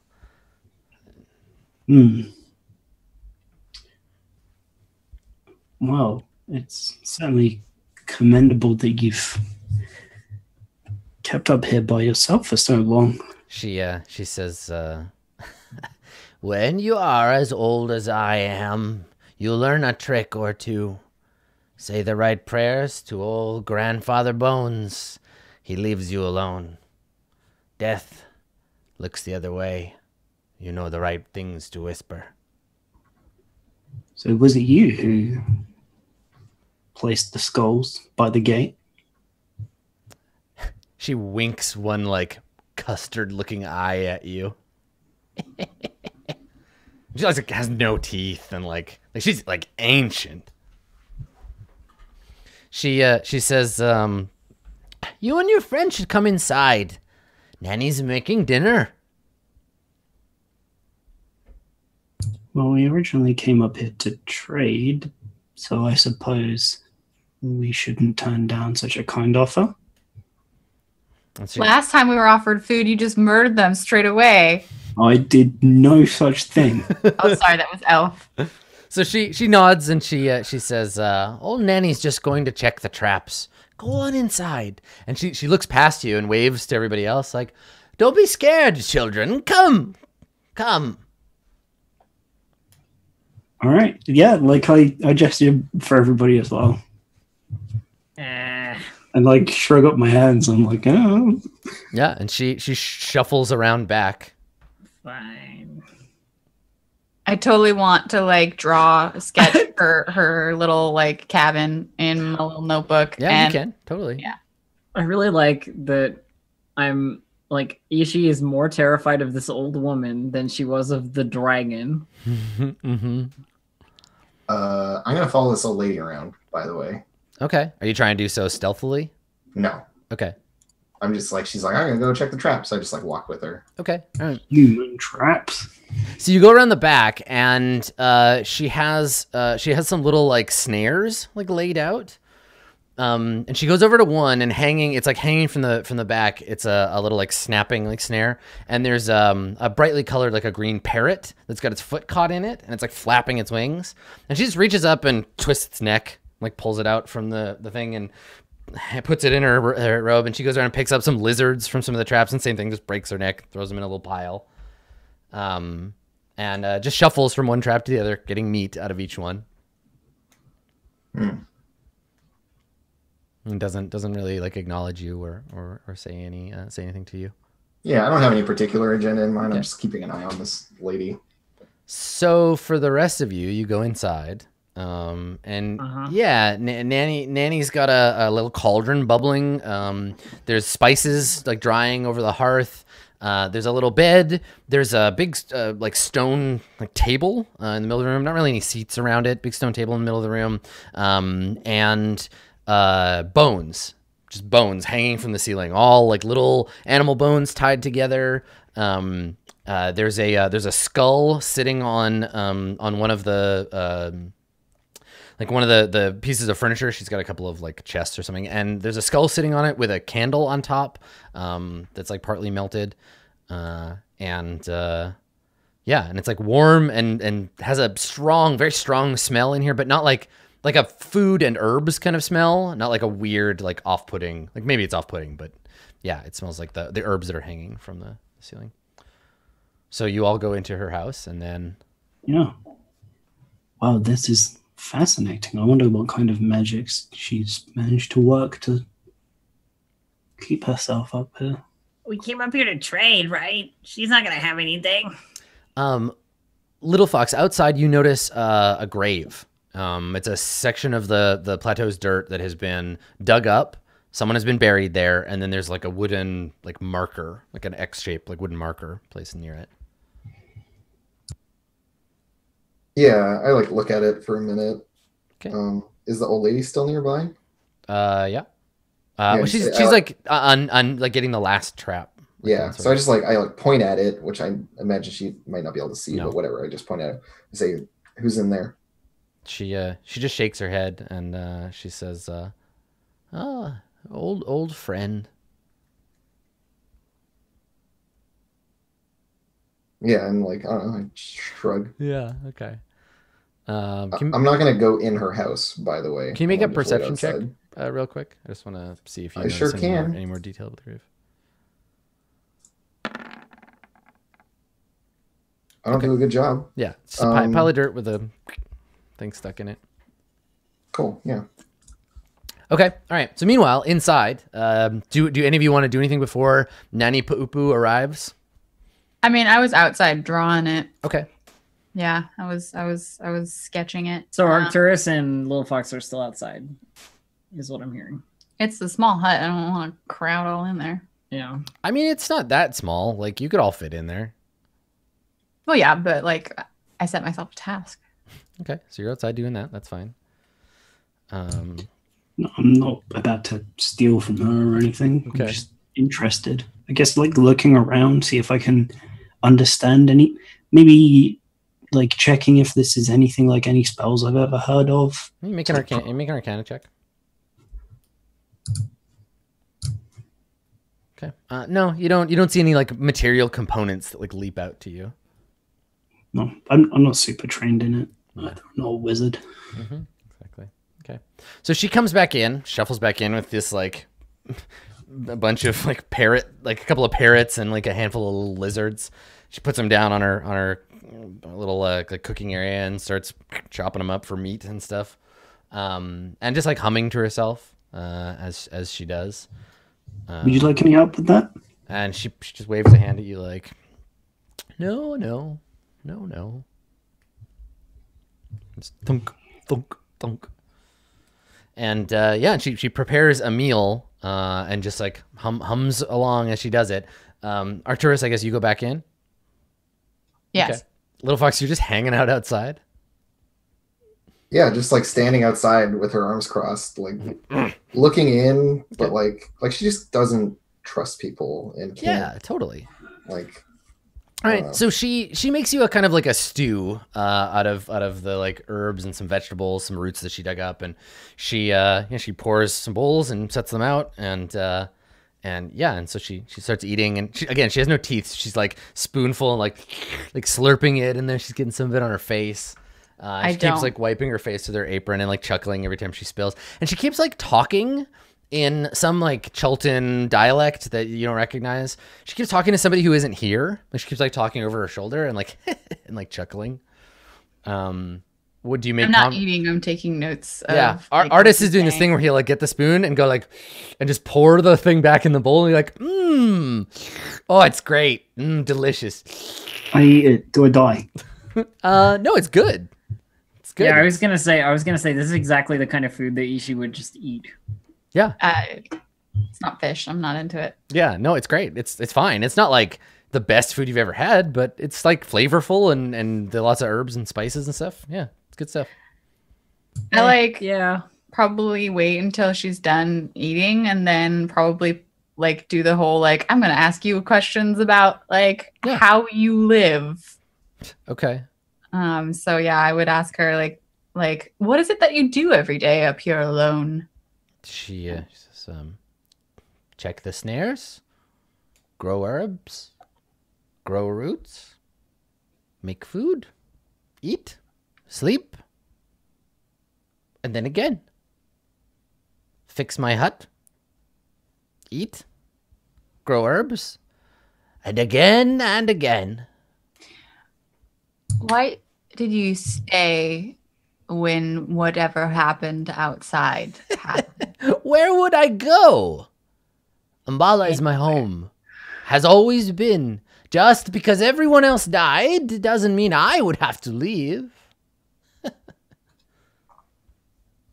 How long has it been since you've had visitors? A long time. A long time.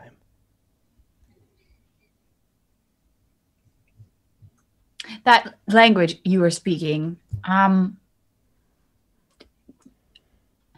could you just go on in it? I would love to hear more. She shakes her head and like taps her ear and she says, no, that is a song only for Grandfather Bones, not for you. Grandfather Bone. She gestures like around as if that answers your question. Is Grandfather Bone someone? Is there? I've never heard of him. She says, old Grandfather Bones chased me from the time I was born, just like he chased my mother and her mother. He's a naughty one. And she makes like a little like pinching your butt motion. Quite old too, then. She nods. Old as forever. Oh, I know what this is. This is a tale. You're like, ooh, I love stories. Like recognizing like after a couple sentences, like, oh right, this isn't a real person. Like not a human person at least. Yeah, and you look over and you see Artis and he's like leaned out a window and he's pouring his stew into the garden. He's just like, it's fine, I'm good, thanks. Tell me more. Would you mind about this Grandfather Bone? What is it that Grandfather Bone does all day if he can't chase you or? I think she just tells you like a little like folk story about how like back before time was time, the people lived forever and people would grow old and tired and sad, but they could never die, right? And then the elders of a village got together and they made a prayer to the sky and they said, give us rest, give us sleep, send someone who can help us. And there was a creature came forth. Right? This creature made of bones, and he taught the tribe about death and this was like a good thing that they were like, oh, they could have their reward, but that in exchange, that all humans would die, not just when they got old, but they could die at any time. Sometimes they would fall. Things that used to never hurt humans, right? Sharp rocks, spears, fire. Nothing could ever hurt humans before this, but in exchange for the gift of rest, Grandfather Bones made it so that humans could be hurt. And so this is the story that she tells you. And then she says, so now he is everywhere waiting, watching for the time when he must snatch us from this earth. And like the whole time I'm just like writing down in my like little journal, just like, this is fascinating. And she nods and she says, sometimes I hear him whispering my name, come calling for Nanny, looking for me. But I think it's not my time. Do you not want to rest? No. No. I am not ready yet. Is there a specific thing that you're waiting for to be ready with all the people that you know that used to live here dead and you just going on and on every day with the traps and the garden and the... She looks right at Artis and she says, some people, they get to cheat. Maybe Nanny Poo Poo is cheating. You must be very good at hiding if you're staying hidden from a thing that can see you everywhere.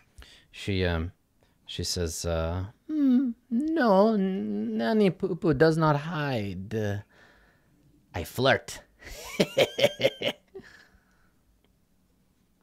Oh. You're just like, Okay. So she says, but there are some tasks these old hands cannot do. Something maybe brave adventurous helps me with. And she's like what? She's like looking out a window and she says, the creatures that killed the rest of Umbala. She points out a window to the south and she says, they're still here. Wings and claws. Too late for the city of Umbala, but maybe they go looking elsewhere. Maybe they eat someone you love. Maybe you go and kill them for Nanny Poo Poo. Get revenge for Umbala. I mean, if these creatures destroyed a city of thousands, then... Take all Grandfather Bones with you. Give him the blood he wants. Keep him off my back another day. I thought he was everywhere. She rolls her cataracted eyes at you like, you obviously didn't get the story. Do you... I know you are probably not... Could you give us... Where exactly are these creatures? Downriver? Still in the city? She points again and she says, no, nesting. South side of the plateau. That way. Close. Oh, like really close? She nods. Yes. So plateau would mean they're on top of the... Yeah, they're like... structure? They're here in a outside the city, the little city walls, but on the plateau. Okay. Well, I suppose after you provided such a lovely meal for us and such good hospitality, it would... Yeah, but I'm not sure that that's enough for killing stuff. They killed over... I mean, you saw the amount of skulls here. These creatures have destroyed an entire civilization. Yeah, but I didn't know them. So? We didn't know the men at Camp Vengeance, and we still stayed to help them. Yeah, but they're still alive. Helping dead people is silly. You heard what Nanny Poo Poo said. She said that these creatures might go and do the same to any other settlements. Just because they are satisfied now does not mean they will be satisfied forever. Yeah, okay. I guess that's fair. All right. Well, I'm happy to go off and do that. Just quickly. I'm sure it won't take too long. Looking over towards So I guess because you, Arcturus, you can kind of like you can speak smell language. Yeah. Dragonbait is giving off the smell of ham. justice. Ham. No, the smell of ham. Yeah, that's the Leroy Jenkins smell. The smell of ham indicates like worry or concern. Hmm. And you and artists like see each other and are like he smells. He's like, I smell it too. And I say, I could use some air. It's rather close in here with so many people. And like motion to, step outside because. So when you Ishi sort of finishing the conversation, Nanny Puupu says, Oh, old Nanny will find you some reward. Plenty of things scavenged from the city. I'll find something good for you. See, that's all I was asking. And she like pats you on the head, like, weird little creature. Pat, you realizes you have scales. Gets confused for a second. Yeah. Again. What is this horrific lizard rat? Cool. Okay. So, you, Arcturus, you go outside.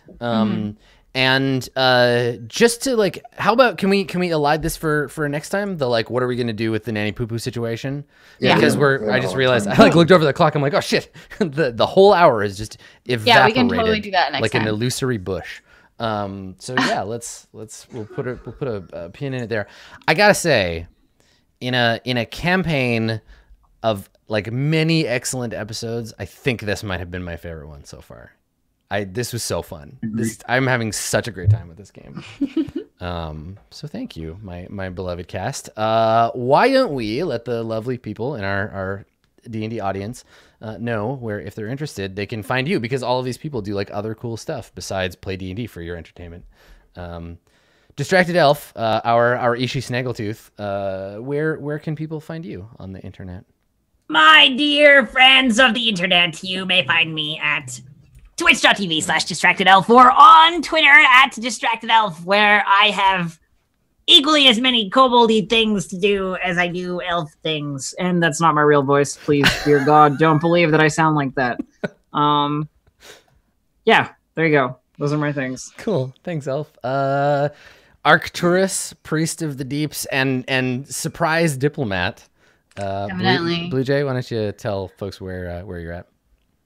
You can find me being equally awkward and diplomatic on twitch.tv/bluejay or on Twitter at bluejay_712. You can actually find me not too long after this episode. I'm going to get some dinner, and then I'm going to make a planner because I like doing weird shit on the internet. Excellent. A little arts and crafts coming up. Yeah. Dave, who is definitely a human, player of Malik the Sorcerer, where can people find you? Oh, they can find me at Dave_the_human on Twitter. And also, I owe you a design stream, which I didn't have time for today. So that might be sometime over the weekend. And that's on Twitch at Dave_human. We're doing a fresh class for 5e Summoner. Excellent. So if you're interested in that, check that out. Cool, thank you. And last but not least, the strong and silent type. It's Andrew as Lil Fox. What are you up to? Oh gosh. So I just put out the like beta version of my game, Girl by Moonlight, which is a magical girl. It's like a tragic magical girl. Oh, tragical girl. That's my favorite kind of anime. Yeah, so if you're into that, you should check that out. It's pinned to my Twitter, which is @CommutingCrow. You can watch me stream like making it and doing other stuff on twitch.tv/actualfactual. And since the cat is out of the bag on this thing I'm doing as of yesterday, so on the 25th of January, I'm going to be starting a bi-weekly or fortnightly stream of my game on actual play, which I'm very excited about. Oh, dope. So, I was hoping that y'all would be able to hook up and do something. That's really cool. So yeah, me, Sean Nittner, Strosh, Asimovic, and Andy are all going to play Girl by Moonlight. It's going to be cool. Nice. So that's on twitch.tv/actualplay. That's right. Dope. January 25th, the shameless plug begins. Excellent. I'm excited about that. Cool. Well, I am the game master in residence for Roll20. My name's Adam Coble. You can find me on Twitter at Skinny Ghost or twitch.tv/Adam Coble, where I stream all kinds of stuff, role-playing games, tabletop, RPGs. You can also find me hosting the other off-stream stuff that I do.